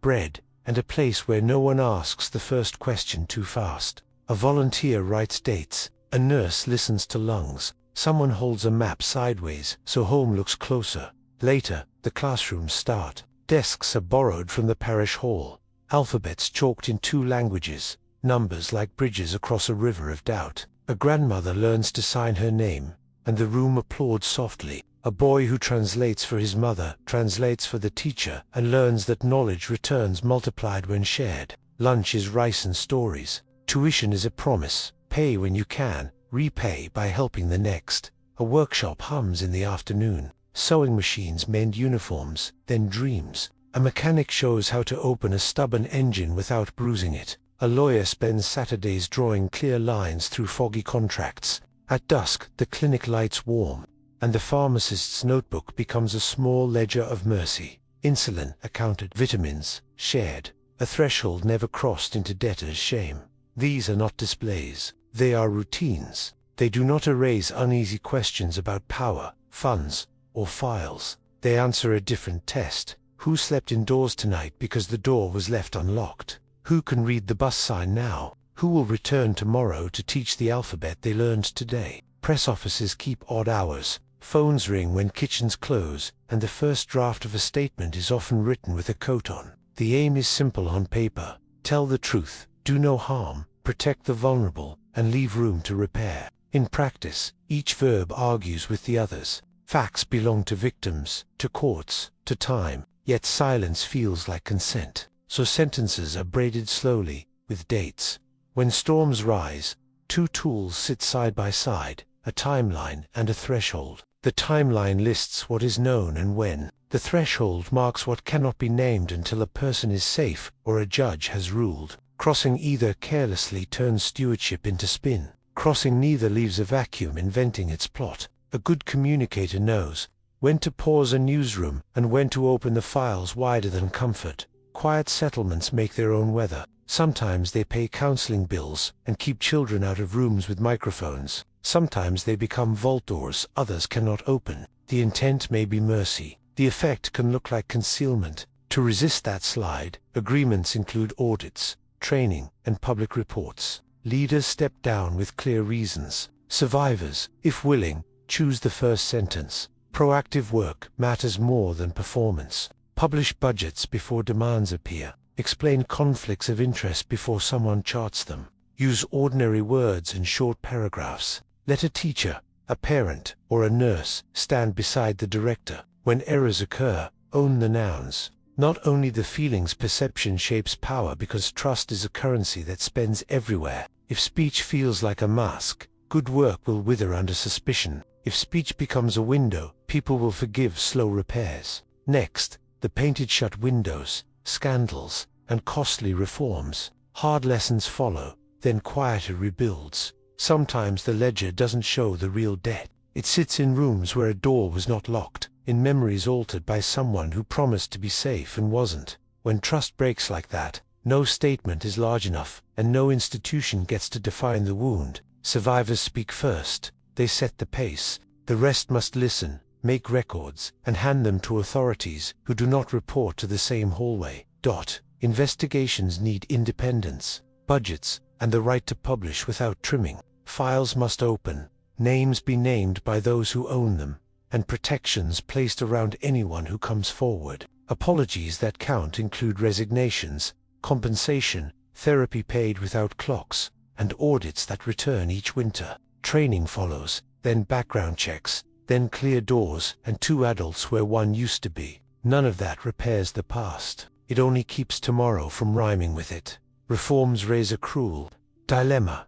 Do you protect the reputation needed to run schools and clinics, or do you risk collapse by revealing how badly you failed? The right answer is simple and expensive. Tell the truth and accept the cost. If donors leave, if campuses shrink, then so be it. The work must earn the right to exist again. Only transparent suffering convinces people that safety, not survival, has become the first rule. In the silence after hard facts, another danger walks in: myths feeding on outrage. Next we meet storytellers who turn fear into systems and shadows into maps. It begins with a grievance, then a pamphlet, with one bruised ego, then a chorus. A school refuses a patron's son. A sermon asks a merchant to weigh justice with his scales. A counselor tells a queen not to sign. Injured pride seeks a simpler story, not a hard choice, but a hidden plot. Printers oblige. A sly anecdote becomes a maxim. A maxim hardens into a map of malice, where every corridor leads to the same door marked control. Soon, jokes at taverns and whispers at courts repeat each other, until repetition feels like proof. The legend fattens on exceptions. A clumsy confession becomes doctrine. A dubious letter becomes archive. One schemer's sin becomes a uniform. Critics copy each other across languages, trimming context the way sailors trim sail against weather, until a neat silhouette remains. Cunning men in black, learning languages to talk past your guard, counting coins in a hidden ledger while preaching mercy. For every school built, the legend supplies a plan. For every famine fed, a motive. For every mistake admitted, a mask. Nuance does not vanish. It starves. Allies answer with hagiography that gleams too brightly, and extremes meet mid-air, like dueling comets, lighting the sky while leaving travelers unsure which road is real. Authorities sometimes help the legend for their own ends. Needing a scapegoat, they discover a silhouette ready-made. Enemies from rival pulpits and parliaments borrow each other's ink. At dawn, the city scrolls before coffee. Feeds bloom like stained glass windows, each pane chosen by an unseen usher who knows your sleepless worries better than you do. Rumor does not shout anymore. It glides, dressed as a friend's share, a clip trimmed to the moment that flatters a fear. The algorithm lights the candles you already prefer, and soon the chapel of your screen seems to confirm the world you expected to find. A whisper about old conspiracies finds a fresh choir in seconds. One thread adds an image, another splices a vintage headline, a third supplies confident tone, and the blend feels like memory. Counterpoints arrive late, longer, and without the music. People do not change their minds to arguments, they change them to communities, and the tightest communities now fit in a palm. The order learns a humbler gait, profiles shrink, posts explain more than they promote. Local pages carry school schedules, clinic hours, and flood warnings before they carry theology. A librarian answers questions in the comments with footnotes and kindness. A scientist in a collar hosts a live stream under a tree because the signal is better there. When storms flare, they move the conversation to rooms with doors and tea.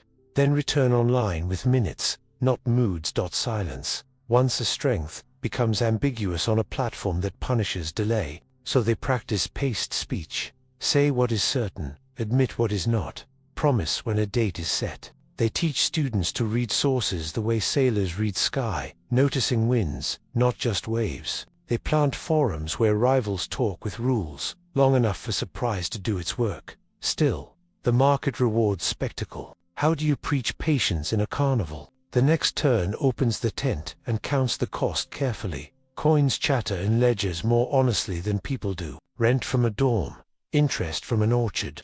A donor's wire that arrives at 2 a.m. Each entry is a syllable in a sentence about purpose. Some sentences are clear. Scholarships paid, roofs repaired, a clinic open on Sundays. Others are knotted. A consultancy retainer that buys access. A gala whose candles cost more than the textbooks it celebrates.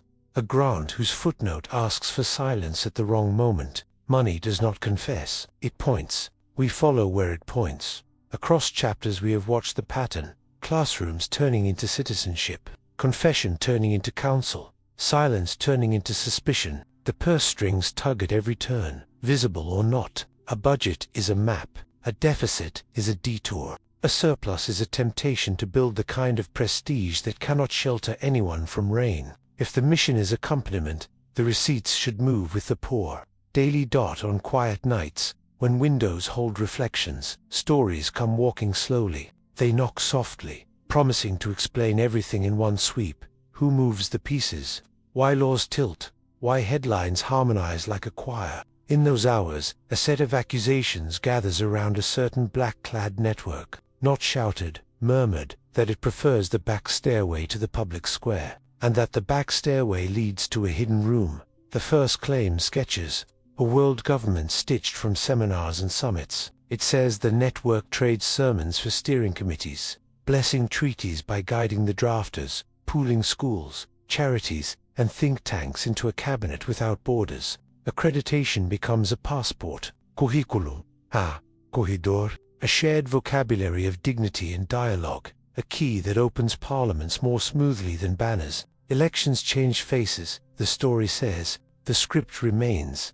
A second claim lingers over doctrine. Here the charge is drift truth, softened until it pours evenly into any mold. Words like discernment and accompaniment are treated as solvents that erase lines long held, turning catechisms into mood lighting, absolutes into consultations, the old bones of belief into cartilage. From pulpits to podcasts, the tale says, difficult teachings are wrapped in velvet until their edges forget how to hold dot. Then come the culture wars. Critics picture puppeteers with fingers, tugging two strings at once, one to soothe and one to sting. They see confessionals by day and op-eds by dusk, classrooms that train debate teams and pressure groups alike, conferences that draft both pastoral letters and protest slogans. If tempers rise, the story claims, that is choreography. If they cool, that is choreography to dot. Finance supplies the fourth strand. Allegations point to endowments braided across continents, real estate under campuses, donor clubs that mingle princes with programmers, a grant here, a scholarship there, and soon, the narrative insists, agendas travel along the same receipts. Budgets become the unvoted bills of a shadow legislature, binding without roll call. The fifth claim concerns intelligence little I, everywhere. Alumni in newsrooms and ministries, data from clinics and classrooms, correspondence from missions, a million lawful notes gathered by habit, sorted by intuition, and used to steer outcomes before debates even begin. Call it research, say defenders, call it reconnaissance, says the rumor. Finally, there is the oldest suspicion that obedience to a distant throne eclipses loyalty to any flag, and that global vows grow a global will. Ecumenical dialogues look like mergers, refugee corridors look like supply lines, humanitarian corridors look like leverage dots set together. These claims form a map that feels complete in the dark. They offer comfort by naming an author for chaos, a conductor for the noisy orchestra of public life, and yet maps can be drawn to scale or to fear. Before we follow this one into tunnels, we will lay tools on the table, dates, documents, receipts, and the stubborn company of particular stories. In the next beat, we will learn how to hold a rumor without letting it hold us. On paper, the aim is stubbornly simple: help souls, teach minds, accompany the poor, obey the church, and go wherever need is sharpest. The vocabulary is steady across centuries: faith, justice, education, reconciliation, research placed at the service of people who rarely hire consultants. Formation trains patience, schools promise light, missions promise presence more than victories. Strategy exists, but it rides inside the mission the way a keel sits under a boat, unseen, keeping direction, not dragging other craft by ropes. Critics say this is costume. They read the same words as code for a metagenda, harmonize elites through schools, soften doctrine to lubricate alliances, use charities as doorkeys, convert confession into intelligence, and exchange the language of compassion for the mechanics of control. Where the order sees networks of care, the critic sees circuits. Where the order calls discernment, the critic hears calibration. Both portraits point to real behaviors. Institutions do plan. Influence does flow along relationships. Prudence can look like choreography when viewed from a distance. The hinge is intention and proof. A mission is accountable to its texts, its budgets, and the people it serves. A master plan hides authorship, masks costs, and treats persons as pieces. One welcomes audits and memory. The other prefers applause, an forgetfulness, so we slow the frame. We will test words against deeds, curricula, payrolls, leases, minutes, letters sent under hard weather. We will ask where the results match promises, and where the light fades to shadow. Next comes evidence, not echoes. In daylight, human eyes love constellations. Give us 3 points and we draw a hunter. Give us 3 meetings, and we draw a plot. Patterns feel like handrails in the dark, and sometimes they are. A letter in several archives, a surname across ministries, a crest on a byline, and the mind whispers, there it is again. But repetition is not control. Some links are only neighbors on the same street. Alumni cluster because the timetable was good and the fees forgiving, not because a switchboard ties their desks together. A grant and a policy may share a date because both followed the same flood or strike. Circles overlap for ordinary reasons. People marry, jobs move, the diligent get asked twice. To weigh a pattern,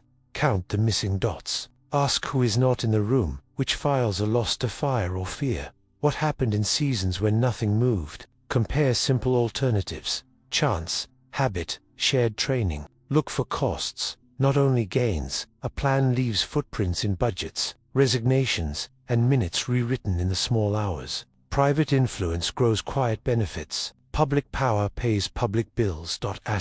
Test the direction of the arrows. Did the school bend the law, or did the law borrow a good syllabus? Did council change a vote, or did a crisis change both? Healthy curiosity keeps both palms open, one for evidence, one for surprise. With that grip, we can step into the next tangle, ideas themselves. The soft threads that pull harder than any wire, and shape loyalties. Imagine entering a chapel at dusk, when the lamps are turned low, and the same fresco looks gentler than at noon. Nothing on the wall has changed, yet your eyes behave differently in dim light. Many accusations about doctrine feel like that twilight. Pastoral lamps lowered to comfort the bruised are read, as hands rewiring. Confessors are trained to meet people where they actually stand, not where a syllabus imagines them. They ask long questions, give gradual penances, teach in steps. From outside, patience resembles permission. A document replaces thunder with footnotes.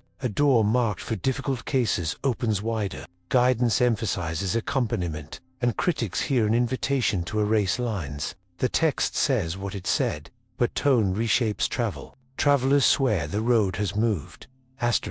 History shows this tension isn't new. Councils have kept doctrine while revising how it is taught, as languages and wounds change. What shifts first is not the creed but the cadence. Fewer prohibitions in headlines, more ladders inside paragraphs. Fewer slogans, more examples. Less shouting, more listening with deadlines. Those who suffered under styles call it medicine. Those wary of drift call it anesthesia.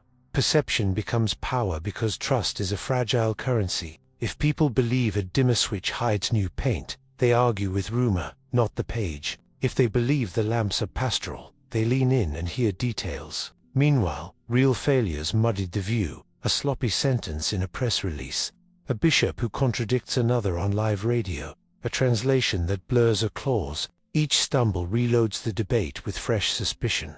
The saneness test remains slow. Compare official texts across time. Ask where authority lives. Track what tribunals actually decide. If boundaries are moving, budgets, faculties, and penalties will move too. If they are not, mercy is changing the music, not the map.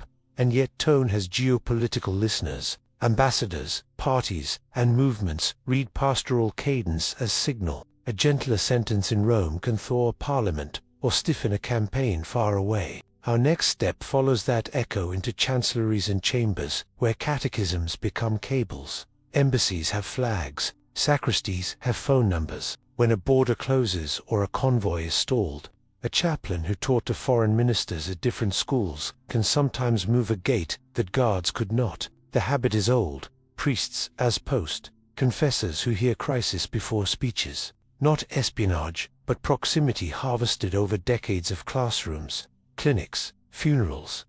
In that quiet, ceasefires are proposed without podiums. A hospital corridor becomes a neutral room. An envoy arrives as a friend of the university and leaves with names for prisoner exchanges. An archbishop relays a draft that is not a treaty yet, and a militia answers because he baptized their children. Paperwork calls this confidence. The hallway calls it Thursday evening. Critics sketch a different picture. They see choreography rather than courtesy, a network that can cool one front and warm another, that can bless a reform or slow it by inserting consultations, that can move funds with a scholarship form instead of a wire. They argue neutrality hides leverage, that forgiveness creates amnesty to eyes, that meetings in chancelleries become meetings in confessionals with the same agenda carried across thresholds. The line between mediation and orchestration is thin and must be guarded. The best guard is transparency about mandates and results. Who asked, who delivered, who bears the cost if talks fail. Another guard is memory,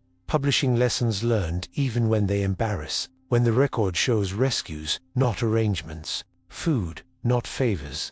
Accountability, not alibis. Soft power smells like service. Yet diplomacy is made of people and symbols as much as letters. What a hymn at a funeral achieves can rival what a cable achieves. From palaces to prisons, culture frames consent. That is where we turn next toward classrooms, stages, and screens, where narratives vote long before parliaments do. Classrooms set the weather of a generation. In halls that smell of books and raincoats, ideas dry, and students learn which questions are safe to carry outside. A good school does not hand out answers. It hands out lanterns. It trains curiosity to walk past slogans, test sources, and listen longer than pride. Mornings begin with literature or lab work, and inside those pages a quiet civics grows, dignity, fairness, and the habit of asking how rules touch real lives. Inclusivity is not a poster, it is a seating chart, a syllabus that adds overlooked voices, a debate where the losing side leaves with friends. Chapels open wide enough for doubt to sit in the back pew. Science wings open wide enough for wonder to sit in the front row. Teachers ask for essays that show how you know, not only what you think. The result is a culture trying to welcome difference without folding truth into mush. Critics see something else, a classroom calibrated like a compass, always pointing toward one set of virtues branded modern. They worry inquiry is scaffolded so tightly that conclusions march in step, that invitations to belong come with quiet scripts, that certain authors are praised for courage, while others are preemptively forgiven. When commencement lines up, the gowns may be varied, yet the speeches sound oddly alike. The fair test is endurance. Do ideas survive a change of teacher? Can a minority view earn an A with clean reasoning and evidence? Are guest speakers invited for heat and for light? Do policies protect the shy as well as the loud? Where schools publish rubrics, budgets, and outcomes, trust thickens. Where they hide behind buzzwords, suspicion spreads. Ahead waits a classroom without walls, platforms, code, and devices that teach while pretending they do not. An algorithm is a new kind of bell. It rings, and people gather. The order learns its timing. A post about a flood reaches farther at dawn. A thread explaining a court ruling lands best after dinner. A short video from a clinic outpaces press releases. None of this feels sacred, yet the old aim travels inside it. Teach, reconcile, invite. Platforms become side chapels where a homily fits in a caption, a footnote in a swipe. Data adds a quieter layer. Enrollment maps, clinic queues, reading scores, donation patterns numbers, sketch where hurt concentrates and which words open doors. Used well, they keep staff from guessing and help sermons spend compassion where it is needed most. Used poorly, they turn people into heat maps and mission into marketing. Meanwhile, essays and think pieces do the slow work of weather. A magazine argues for mercy in sentencing. A podcast hosts a nurse and a philosopher. A newsletter unpacks a treaty for readers far from parliaments. Listeners begin to expect a tone, firm but not brittle, hopeful without perfume. Critics hear coordination, an agenda dressed in kindness. Admirers hear a chorus filling silence that cynicism leaves behind. The remedy for doubt is ordinary accountability. Label sponsorships, cite sources, archive episodes where corrections are made out loud. If these tools are an apostolate, they will smell like service and be ready to lose followers to keep a promise. Next, we hand the microphone over and listen to the strongest objections in order. Defenders begin with faces, not theories. They point to a teacher who stayed after dusk, helping a newcomer sound out vowels, to a chaplain who sat through a night in an emergency room, to a dean who published the budget with footnotes and invited questions until the coffee went cold. They say the pattern beneath rumors is simpler. Discernment tries to fit truth to persons without shrinking truth. Service insists programs bend around the poor, not the reverse. Strategy exists, yes, but chiefly to keep promises when funding thins and tempers rise. They answer the charge of drift by opening books. Compare catechisms, they suggest. The notes grow longer, the core holds. What changes is the root. More steps for fragile feet, more examples for complicated lives. Mercy looks like weakness only if one forgets that it demands work confession with homework, reconciliation with restitution, accompaniment with deadlines. Journalists who studied in these classrooms remember a style: argue in good faith, show your sources, let the person you oppose restate your view. Nurses remember clinics where fees were a suggestion and dignity was not. Mayors remember storm briefings where the school gym became a shelter before permits caught up. Scientists recall mentors who insisted that data is a neighbor,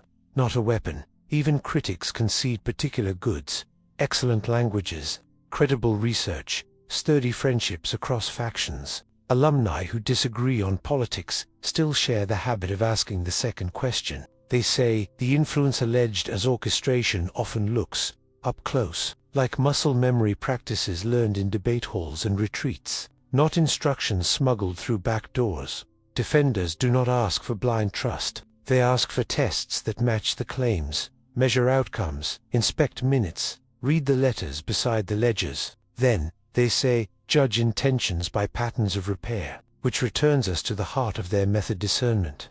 The slow craft they insist is not disguise but discipline. Begin with a small light, not a sword. When a claim arrives at your door, set it on the table and breathe.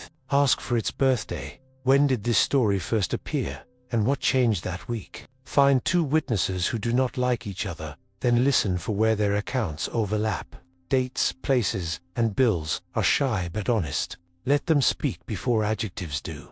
Sketch the opposite on a scrap of paper. If the claim were false, what would you expect to see? If it were true, what footprints would appear? Resignations, budgets, memos with tired margins. Walk the room looking for those prints. Check what is missing as carefully as what is present. Silence can be a gap, or mercy. Sit with both possibilities until one blinks. Follow the money, but also follow the costs. Influence pays in attention. Stewardship pays in receipts. A grand theory that explains everything too quickly usually explains nothing patiently. Prefer verbs to labels. Who decided, who signed, who apologized, who repaired. Look for boring details: meeting times, curriculum changes, audit timetables. Boredom is where truth likes to hide. Hold two thoughts without letting either shout. People are not plots. Institutions are where the patterns entice, but constellations are made, not found. Test stories in small ways. Read the primary paragraph. Call the office nobody calls. Ask a quiet expert to define one crucial term. Keep notes. Let surprise have a seat. Above all, resist the hurry that outrage sells. A careful mind is not a cold heart. It is a warm hand on the brake. Some answers take the length of a season to arrive, and others the length of a century. That is where we turn next, beyond headlines, into deep time, where coins, bones, and long memory whisper at a pace no algorithm can rush. Step back with me and let the room grow quiet. Imagine the map not as borders, but as years layered like rings in an old tree. In one ring, classrooms open. In the next, they close. Further out, exiles write letters. And decades later, a bell rings again in the same courtyard. Scandal and reform, suppression and return tides. That looks final up close. Turn into breathing when seen from far away. The stories we've heard tonight are sparks in that slow lung. They flare, they darken, and then the embers drift into archives, where another century will warm its hands. Influence climbs, confidence breaks, patience relearns its steps. What seems like choreography may be muscle memory. What looks like plot can be weather. To understand any one rumor, we have to watch the shoreline rather than a single wave. Coins, charters, school rolls, travel logs, funeral sermons, each a small stone that means little until the pile becomes a cairn pointing to the path travelers kept choosing. At a distance, history looks like a tide, but up close it moves like a pendulum, forward until the arc strains, then back until the string sings. Orders rise by doing ordinary things, very well teaching, nursing, mapping, advising, and ordinary excellence invites attention. Attention brings praise, patrons, invitations to rooms where policy breathes. The same light, held long, grows hot. The public face that once felt like reassurance begins to look like restraint to those outside, and like temptation to those within. So visibility, which fed trust, starts to feed suspicion. Backlash seldom declares itself as fear. It borrows noble words. Guardians of the realm speak of sovereignty. Guardians of doctrine speak of purity. Parents complain that novelty moves too quickly. A corrective is promised. Edicts appear like cool cloths for a fever. Doors narrow, then close. The pendulum clicks. What was visible becomes suspect. Voices drop. Files are boxed. Maps are folded. Desks are left tidy for the next occupant who will not come. Some cheer the quiet. Some feel the air thin. Suppression has its own gravity. With the noise removed, the silence grows legible. Schools are missed because they drew bridges across neighborhoods. Clinics once seen as rivals are noticed for serving those merchants never reached. Alumni remember a teacher who argued fair, a priest who learned their language, a nurse who returned after the storm. Sympathy ripens in the shade. The order, smaller, keeps a pulse in outlying rooms, letters, lodgings, lectures that ask little noise of the world. The work continues like a lamp cupped in two hands, moving from house to house. Time passes. A government falls. A treaty ends. A new generation takes the ledger with fewer grudges. Restoration begins quietly, the way dawn touches cornices. Former enemies, now older, are relieved to hand hard work back to hands that once did it well. The order accepts with fewer trumpets and more receipts, promising audits, training, daylight on budgets. The mission resumes, changed by the bruise. Less court, more clinic, fewer portraits, more payrolls, attention to the edges where hurt hides. Then, slowly, visibility returns, because service makes ripples. The library is noticed again, the research cited again, the council sought again. Old criticisms awake. The pendulum remembers its path. Yet each cycle is not a circle so much as a spiral, because some lessons hold. The arc shortens when humility is practiced, when records are posted before questions are asked, when leaders step back early and often. It lengthens when prestige hardens into habit. Understanding this motion does not excuse failures or demonize reforms. It teaches a quieter way to read headlines. Ask where we are in the swing. Are we praising because we have forgotten, or punishing because we refuse to look? In that pause, another pattern hums beneath the frame, the cast in different costumes. The reformer, the loyalist, the skeptic, the opportunist, the penitent. Those are the archetypes we meet next. Faces lit by the same lamp, taking turns at the rope. Across old halls, the same figure waits just beyond the firelight. Not the crowned hand that signs, but the quiet hand that steadies it. Chronicles give many names: prophet, confessor, vizier, tutor, but the posture repeats. A chair, a lamp, a ledger, a steady gaze that measures consequences before drums roll. The ruler calls him at dusk, when victory is sharp or defeat raw, and asks the question no herald can carry: what should I do, and what will it make of me? The counselor answers with stories, not slogans. He lays one life beside another, a war that won a border and lost a generation, a treaty that felt like surrender and saved a harvest. He speaks in verbs: wait, ask, repair, because nouns have crowded the room. Needed, he becomes the conscience that politics borrows. Feared, he becomes the rumor of a hidden throttle, the hand behind the curtain that prefers dim corridors to bright balconies. His tools are small and durable, a memory trained to hold the whole board, a habit of hearing the second sentence in a voice, a willingness to be forgotten when the outcome is good. For this, suspicion follows him like a shadow at noon. Gratitude seldom composes statues, yet the figure returns in every age, because power, left alone, echoes in its own chamber and grows hollow. The ear grows wiser when two more listen. From the person beside the throne, the pattern spreads. Schools, orders, councils places that try to keep conscience within reach of crowns. Picture an old monastery at dusk, corridors murmuring with sandals and whispered prayers. On the founders' first nights, there were only a few rules. Light the candle, share the bread, keep watch. The flame spread because no one asked permission to be warm. Years later, the ledger arrives. Doors gain locks, bells multiply, scripts for every motion appear. The fire no longer leaps. It is decanted into lanterns, with brass numbers. Bureaucracy promises mercy to memory. It keeps wisdom when old hands tremble, saves novices from mistakes already made, stops the kitchen from running out of grain. A schedule lets tired bodies rest. A form catches a hidden risk. The order doesn't have to reinvent dawn every day. Yet charism resists fences. It is the founder's sudden song, the brave detour on a stormy road, the extra bowl given to a stranger though the inventory says no. It makes rules into instruments rather than cages, insistently asking, what were we trying to protect? Tension lives here, steady as a heartbeat. One pulse says, hold the pattern. The other answers,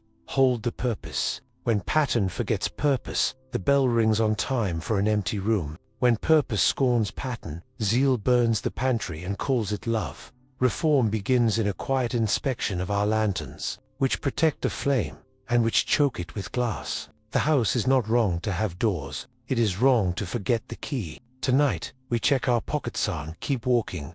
Toward morning, they enter after the smoke of argument. When council fathers rub their eyes and the ink on decrees shines, the society is young, moving like quicksilver through passages where doctrine and policy are wrestled into sentences. They do not own the room. They read it. A whisper at the end of a bench, a draft sharpened overnight, a sermon tuned for ears beyond the chamber. Reform is a bonfire. Jesuits learn to tend it without letting sparks die on stone. By day they serve as interpreters between vision and practice. A council proclaims renewal. Someone must teach it, translate it, test it against stubborn reality. So they open schools near rivers and ports, where the city is loud and the questions keep coming. A college courtyard becomes a second council hall, debate held under plane trees rather than students argue about conscience and empire, about taxes and floods, about what a renewed church might mean for a baker, a widow, a judge. Lecturers turn decrees into habits. Catalysts, yes, and lightning rods. Their classrooms draw ambitious youths and suspicious glances. A printed tract earns applause in one square and stones in another. Governors borrowed their numbers on harvests. Poets mocked their Latin. Bishops praised their zeal and warned them to mind the boundaries. The knack that makes ideas walk into markets also pulls storms down from charged skies. So they learn to hold the conductor steady and keep speaking. Asterisk. Here, the pattern and the purpose from our last scene meet again. Councils articulate. Campuses circulate. Decrees cool into paragraphs. Teachers warm them into lives. When reform threatens to float above daily bread, they stitch it to guilds, courts, and theaters. When reform risks bending to fashion, they argue from first things and accept the groans that follow. Civil society notices. A magistrate revises sentencing after hearing a graduate's case. A guild rewrites an oath. A town funds a school for girls because a persistent sister will not stop asking. Not every flare becomes a star, yet the night remembers the flashes and the road ahead brightens. Enough for those still walking. The crowd thins after the lecture, and the courtyard holds a soft evening hum. From here the road leaves the college gates and winds toward factories, courtrooms, and crowded kitchens. The sermons that once echoed beneath vaulted ceilings learn new acoustics. A union hall's wooden rafters, a plaza where vendors fold their carts, a clinic lit by a bulb. Words move differently when boots and bus fares answer back. Rights. One student says, tracing the letters on a poster with ink-stained fingers, she wants fairness in wages and in the way the guard speaks to her brother. Another carries a tattered catechism alongside a pamphlet on housing law. A third has no pamphlet at all, only a question about the landlord who raises the rent after Sunday Mass. Accompaniment begins here, with listening that takes off its shoes. Agitation is louder, but not always deeper. Marches press a rhythm against stone. Chants lift courage, and sometimes fear. The old temptation returns, to mistake volume for virtue, or silence for peace. the better path walks between, like a patient river, standing near the wounded long enough to learn their names, yet stirring the silt when the channel narrows and crews upstream hoard the water. Labor boards meet, factory whistles mark the hour, petitions gather signatures like fallen leaves. Liberation grows less like an explosion and more like a season. First buds, then shade. Chaplains learn to write affidavits, organizers learn to pray before hearings. The square and the pulpit borrow each other's language and blush at the borrowing. Identity changes in this traffic. A parish becomes a neighborhood's memory. A worker finds her voice without losing her grandmother's song. When dusk returns, the courtyard hums again, not quieter, but steadier, as if the whole city has learned to breathe in time. Night settles, and the choir gathers, not in one chapel but across time zones. A hand drum in Accra keeps a heartbeat under a hymn learned from grandmothers and radio waves. The refrain speaks of fields, school fees, and ancestors who watched the road. In Nairobi, a youth choir blends Swahili proverbs with Latin responses. Their harmonies braided like market baskets, pragmatic, bright, alert to drought and election seasons. The song carries justice in its hips and patience in its rests. Far north, an alpine parish sings through stone. Organs roll like weather, and the choir captain measures consonants as if forging tiny bells. Their verses remember plagues, guilds, and the slow carve of glaciers. Reform is careful here, negotiated in winter kitchens, where stories stretch to fill the dark. The melody keeps old treaties alive, yet lets a new descant hover, tender and a little wary. Across the Pacific, Manila's streets warm the air with devotion that moves statues shouldered, candles wobbling, jokes traded between decades. In Seoul, students hum as they code, and an elder bows before classes begin. The hymn crosses the crosswalk, sidestepping traffic and fashion without scolding either. In Kerala, a choir answers monsoon thunder with steady alto lines, confident that tomorrow's water will bless and flood in the same hour. No monolith could hold these tempos. Africa is not Europe. Asia is not either. And within each, 100 cities contradict their neighbors kindly. Borders blur without erasing roots. Yet the baton rises, and a paradox appears. Difference makes resonance possible. When the basses lean into earth, the sopranos find lift. When one section rests, another carries the theme. The music survives because it refuses to be one voice. And the night, listening, learns to keep several truths open at once, until morning asks for more. Some orders learn to step sideways from the spotlight, as if the stage were too bright for work done best by lamplight. They choose back doors, second pews, unremarkable jackets. They let their schools speak for them, their students speak for them. Their hospitals and homeless shelters keep the louder hours. Silence collects like dew, but in the hush, rumors breed. A blank page begs for ink, and strangers oblige. If a chapel light burns late, someone decides a plot is forming. If a benefactor appears, a theory follows him along the street. The quieter the actor, the louder the legend. Secret handshakes, hidden vaults, whispered strings pulling ministers. Stories expand to fill the space restraint leaves open. Inside, the rhythm is simpler. Budgets, lesson plans, a patient whose fever will not break. There are prayers for visas and for rain, and meetings where the only conspiracy is coffee that never arrives on time. Yet the legends are useful in their crooked way. They absorb the blows meant for fragile work, turning gossip into a veil that lets good labor pass unbothered. Visibility is a tide, not a switch. Some days you row against it, other days you sit low and let it roll overhead. You keep records without becoming a rumor. You keep humility without becoming a ghost. Quiet is not retreat. It is a discipline that survives storms by lowering its sail, waiting for the gust to pass, then picking up the oars and heading out again. Steady, they looked fragile from a distance. Scattered houses, modest chapels, names on school gates that could be painted over overnight. A decree could ban a logo. A raid could seal a library. Yet the network never lived on signage. It lived in habits, friendships, and the traffic of letters, loaned classrooms, and calendars tucked behind kitchen clocks. Cut one branch, and sap moved through roots. When storms came, expulsions, censures, titles revoked. The map seemed too empty. But under the map, pathways stayed warm. Alumni carried methods into civil offices and field clinics. Sisters who lost their convents took their rosters to apartments and parish basements. A mathematician quietly rewrote a syllabus. A nurse rewired a supply chain using cousins and bus drivers. Decentralization was not a theory. It was survival dressed plain.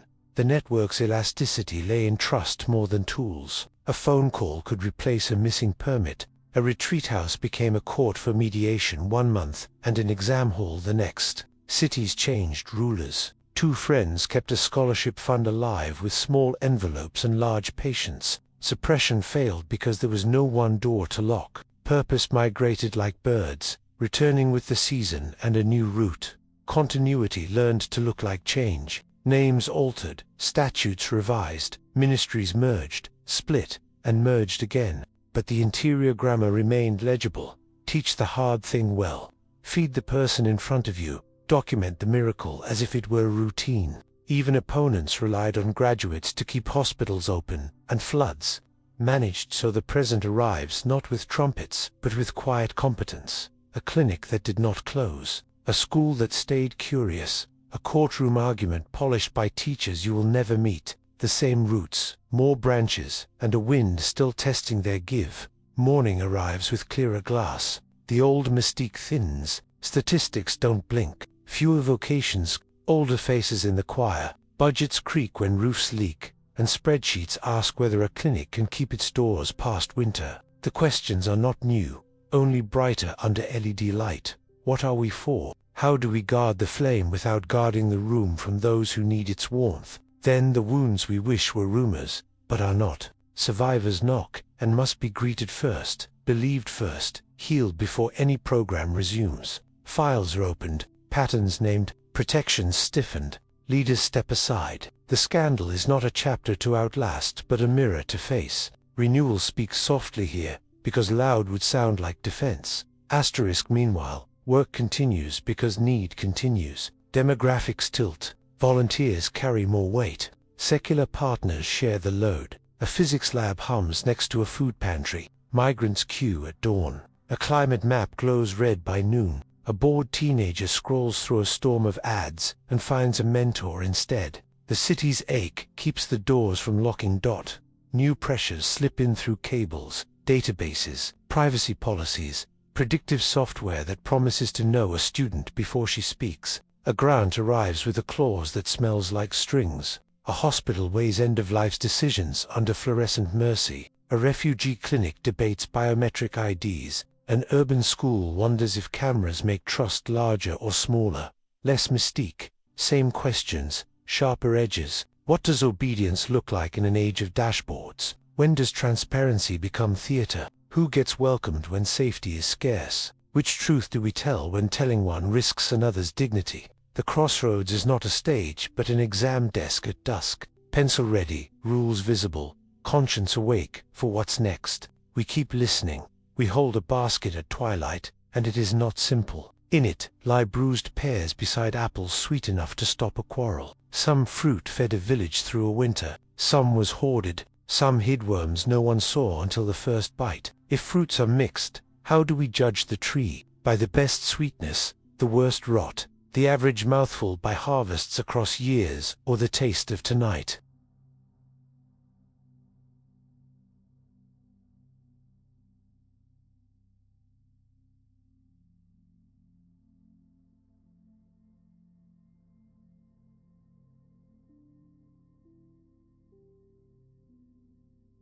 Witnesses arrive with different tongues. A man says a sister taught him to read, and everything changed. A woman describes a door that never should have closed. A hospital ledger shows savings and the hidden costs of burnt-out nurses. A campus glows. A file glows. Numbers argue with tears. Inside. Quietly, palms open. The house is plain. Light on wood. A kettle. The smell of soap. A bell that keeps time. Voices greet him, recede. The first lesson is not a doctrine but a pace. Slower than he expected. Kinder than he feared. Silence arrives like a cautious animal, wary, then curious. It does not erase laughter. It makes room for it. At first, the quiet feels like a thin blanket. He reaches for noise out of habit pockets, screens, cleverness, Kitchens clatter, pages turn, the garden needs weeding, and the hush hangs on like dew. He notices a habit he once called personality, the urge to win every small argument. Without spectators, that urge looks tired and wanders off to rest. The examen becomes a lamp he can cup in both hands. At noon and night, he traces the hours backward. Where did warmth appear? Where did sharpness? Where did he hurry past a person?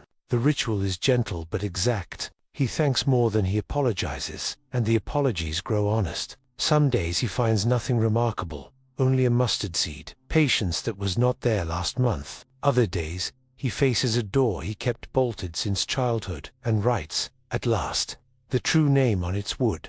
Work steadies him, laundry folded, a sick guest's tray, study done without boasting. On a walk along a fence that overlooks a muddy field, geese scold the sky, then drift, satisfied. Beauty refuses to be rare. He does not become holy, he becomes attentive, which is humbler and harder, leaving more room for humor. The vows cast long shadows before they arrive. Poverty asks him to travel light, not as punishment, but so he has room for other people's baggage. Chastity asks him to love without keeping. Obedience asks him to listen, even when listening costs pride. Together they form a doorway wide enough for the self to pass through without its armor. He tries each on like a borrowed coat, awkward in the sleeves. He pictures winters ahead, and wonders if the fabric will hold. The elders do not promise ease.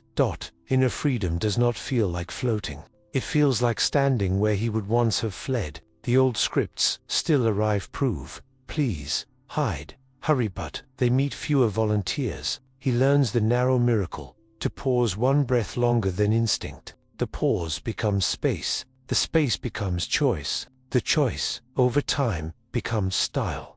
On the last night of his first year, he wakes before the bell and sits in the chapel where the dark is tender. Nothing dramatic happens. He tells the quiet what he loves and what he fears. He waits for an answer and receives instead a willingness to ask again tomorrow. The path opens this way, not with a spotlight, but with an ear turned toward the small yes that grows clearer as it is kept, and ready now to practice discernment by morning. The habit of listening has a shape.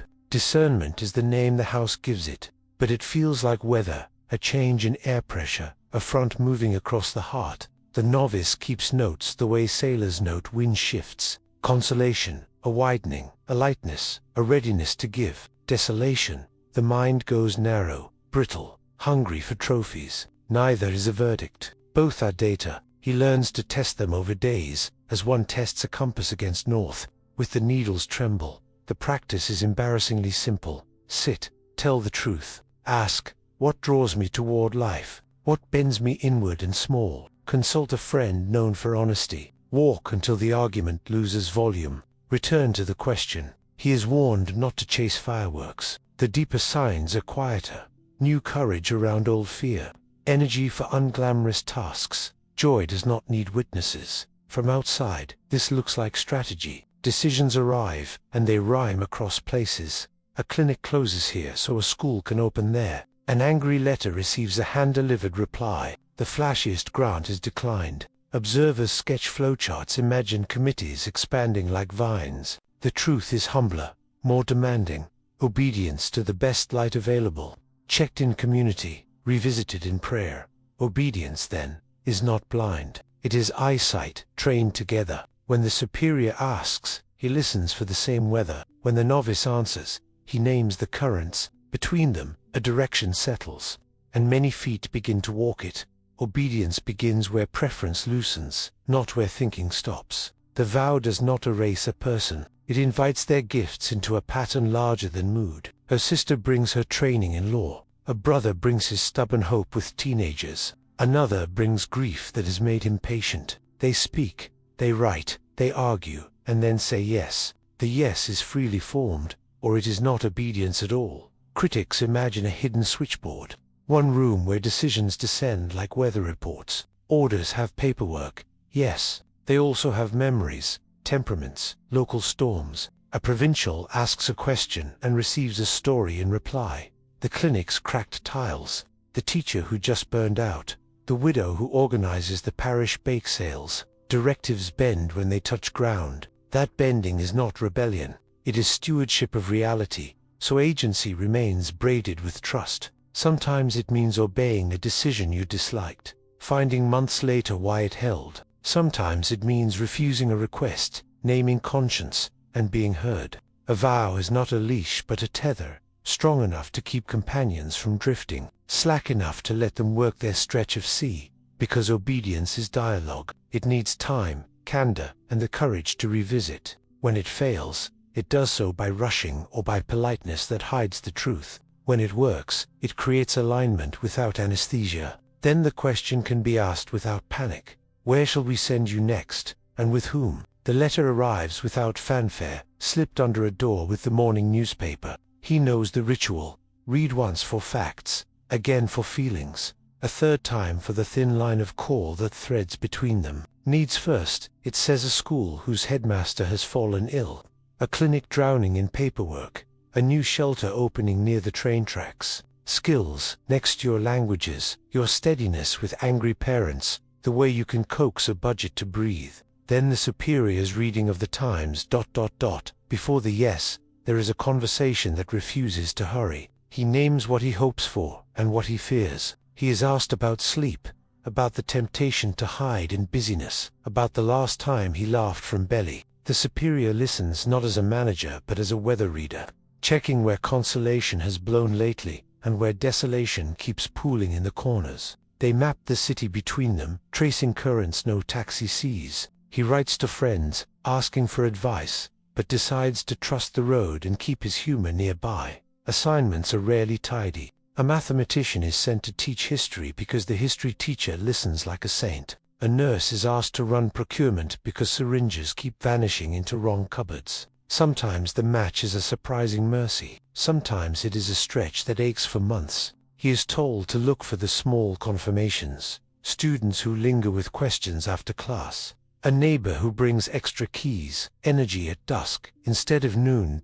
Letters make rooms move. The community shifts beds, frees a chair at supper, walks him to the train. On platform 3, he remembers the vow as a traveling companion, not to please orders, but to serve the purpose that outlasts postings. Strategy whispers in diagrams. Service kneels to tie a shoe. The best missions let them touch. Asterisk at arrival. He unpacks slow. He meets the janitor before the mayor, learns the boiler's mood, writes the budget in pencil. The work begins where the doorbell rings, and the map adjusts around a living door.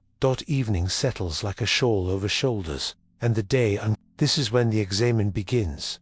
Not a test, but a gentle turning of pages. He sits where the light is and lets memory arrive without a lawyer. 5 steps, unhurried.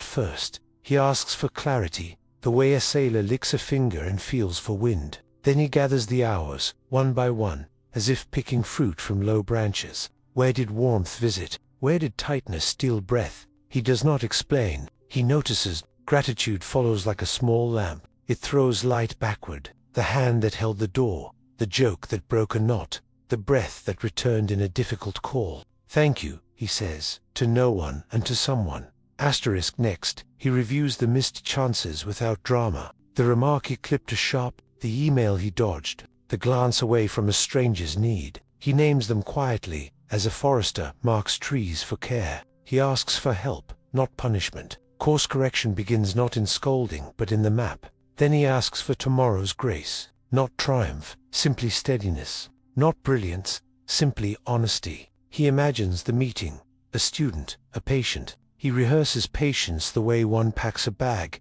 checking for keys. This habit is inner governance in miniature. It steadies appetite, trims pride, brightens courage. It does not rewrite the past. It lets the past tutor the next hour. Over weeks the mind learns to notice sooner. The apology comes before harm spreads. Gratitude speaks before worry multiplies. When he rises, the room is the same, yet lighter. Words chosen tomorrow will carry this softness. The voice for sermons and city councils will stand on this quiet floor, so rhetoric can sound like truth remembered rather than thunder.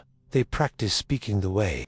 A violinist practices scales, slowly, listening for wobble. In class, a mentor places a pebble in the middle of the table and says, "Describe it without pretending it is a mountain." Laughter fades, pencils move, they learn the mercy of small, true words. A sentence with too many ornaments cannot hold weight. A plain verb can carry a crowd across a river.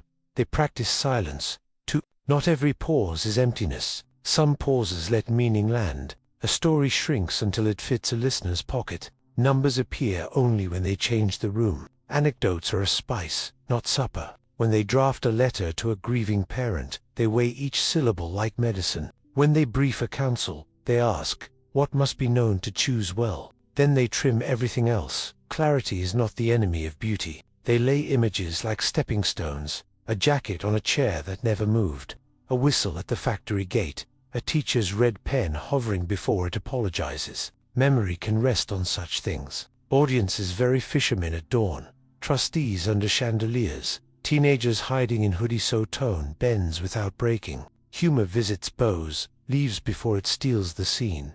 They distrust slogans that sparkle and vanish. Testing happens in small rooms. Read it aloud. See where breath runs out. Change the verb. Remove the drumroll. A message that persuades does so by offering something to love and something to do, without shouting. The goal is not victory but consent earned in daylight. This formation makes speech feel like stewardship. Still, language can flatter power, and polish can disguise thin thinking. Having learned precision, they must face the next fidelity, testing words against deeds, and shining a quiet lamp where spin would prefer a stage. The family argues in letters, not shouts. A brother writes from a fishing town where the school roof leaks. He wants fewer conferences, more hammers. A sister replies from a hospital ward, asking why budgets treat nurses like elastic. Another, buried in archives, urges patience. Reforms need footnotes, or they collapse at the first gust. None claims the whole horizon.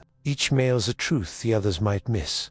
In chapter rooms, the air smells of old varnish and tea. Young voices ask why certain customs stay when their reasons left years ago. Elders nod, remind them what vanished once saved someone's life. Drafts pass from hand to hand. Verbs are softened, then sharpened again. A proposal to close a beloved retreat house touches grief like a live wire. Someone stands, speaks for the river of guests who found their bearings there. Another stands, points to the new shelter near the bus depot. The vote is close. The minutes stubbornly record both love and arithmetic. Critique is not rebellion here. It is a duty kept with care. You test the hinges before inviting a crowd inside. You question whether central offices see the alleys. You ask why the mission statement forgot the poor with names. Leaders learn to absorb weather without reaching for thunder. Their authority grows when they welcome corrections, and shrinks when they pretend consensus.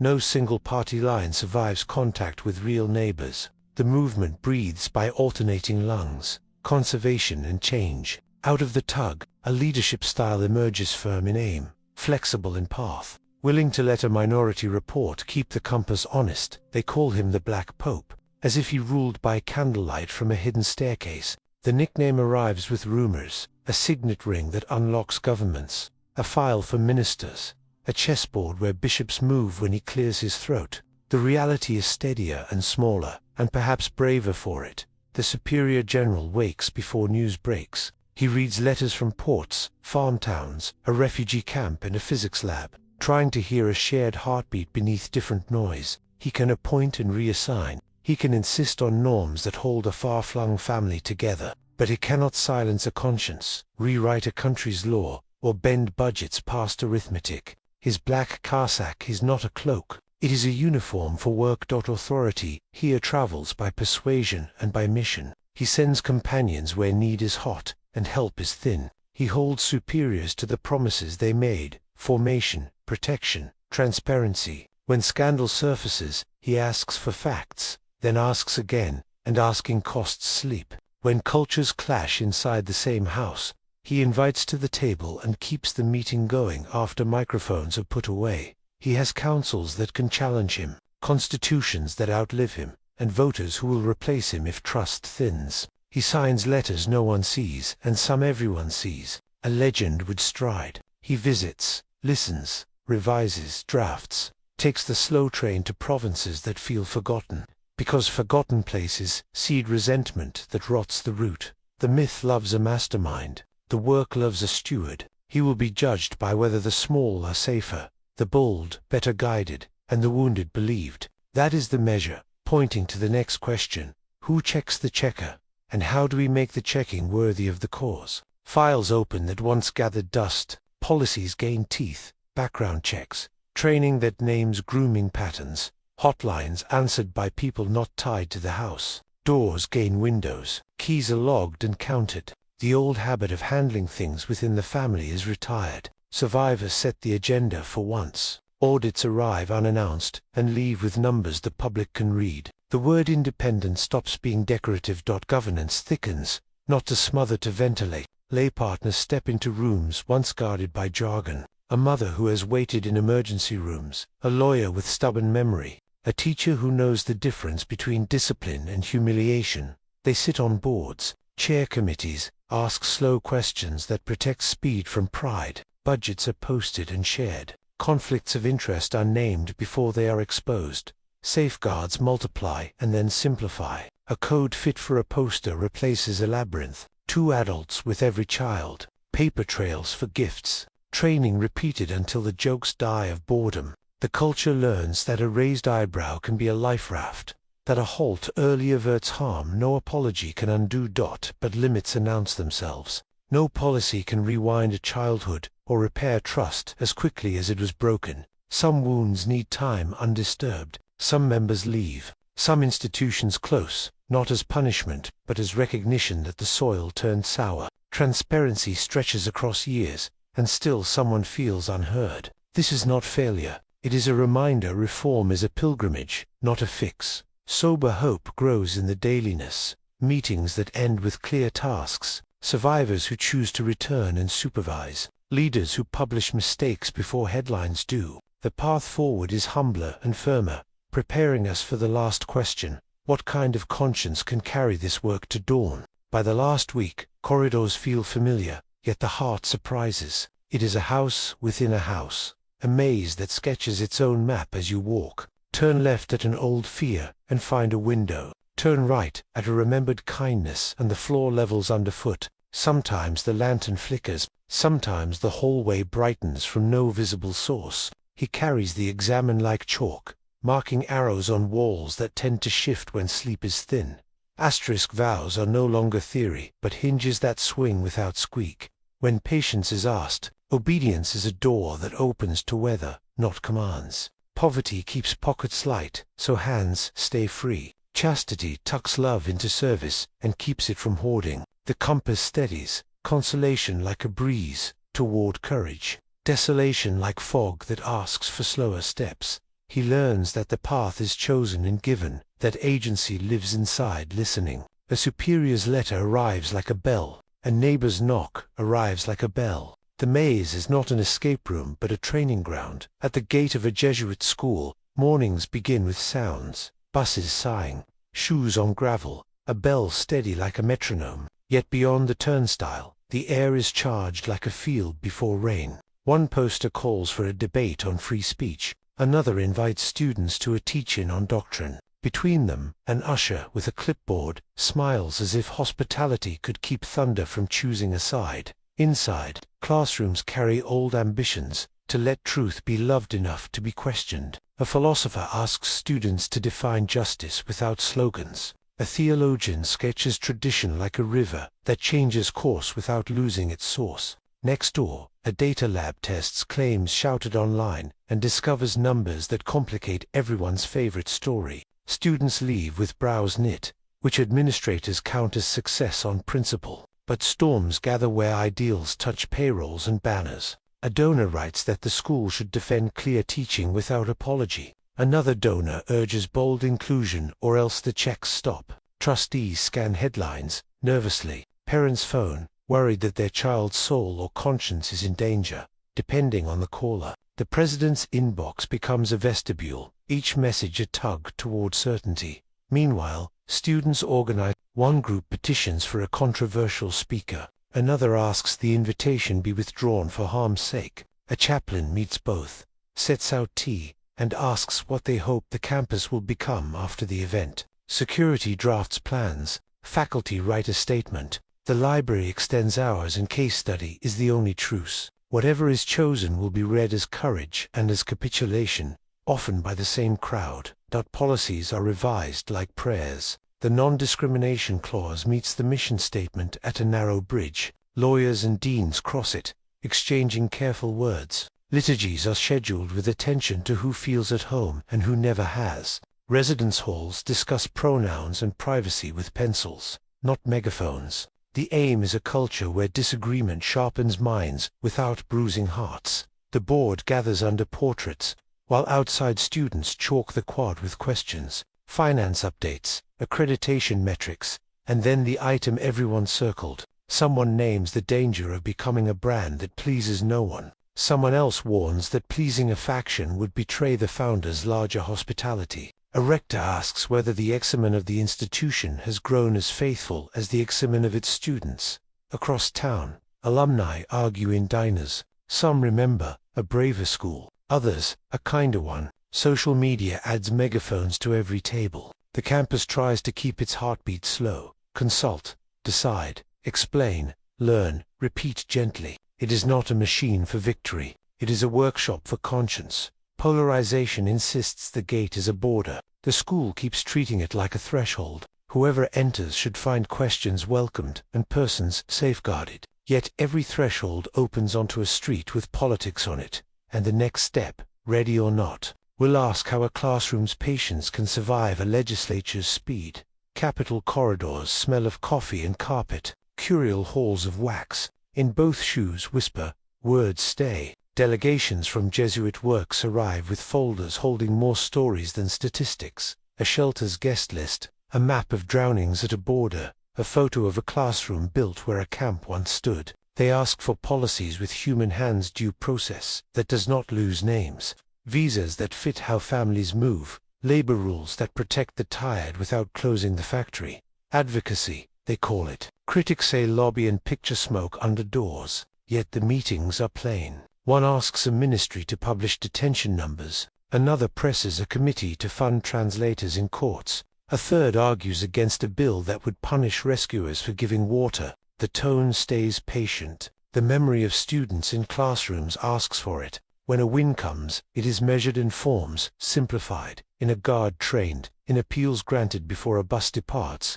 They brief bishops and backbenchers, translating cases into choices today. Sometimes arguments fail, elections change, allies move, the file goes cold. The visitors walk back to parish basements and refugee clinics and keep the receipts, because tomorrow's hearing will need them. They also keep their manners, for dignity's sake. Outside the buildings, cameras wait. Reporters ask who funds the trip, who writes the talking points, whether church language belongs in law. The answer becomes a craft. Speak to the public without losing the persons and without making rivals. Enemies.news moves faster than elevators, and yet reputations rise and fall between floors. Inside a Jesuit campus or charity, the question is not what is true, but when to make it audible. After an incident, a speaker disinvited a staff mistake, a budget cut. The instinct is to gather facts. The second is to protect people, or the facts settle. In that gap, narratives breed. Silence is humane, but it is fertile soil for guesswork. Good practice starts with clocks as well as values. Tell what you know, say what you are checking, promise an update by an hour. Keep the promise even if the update is only still verifying. Name the principle guiding the delay: privacy, safety, legal duty. Without those anchors, a quiet hallway becomes a haunted one. Rumor merchants fill the space with motives, politics, donors, secret curial phone calls. A short, honest paragraph can save a month of repair. Speaking too soon carries its own harm. Words can harden around an incomplete picture and make apologies sound like spin. So teams pair investigators with editors, writing statements that flex, specific where lives are affected, provisional where data is thin. They resist the drama of insider language. They publish timelines and document trails, so later summaries cannot erase process. The art is to balance candor with care, speed with accuracy, and to remember audiences read on phones. The next arena is less forgiving: feeds that never sleep, algorithms that lack outrage, and a comment box hungrier than printing presses. An old proverb says, "Hurry slowly." The algorithm says, "Hurry or vanish." Between them, a Jesuit work tries to speak online as it would in a chapel or classroom. Clear, patient, alive to questions. Podcasts become long walks with listeners. Posts become small lanterns.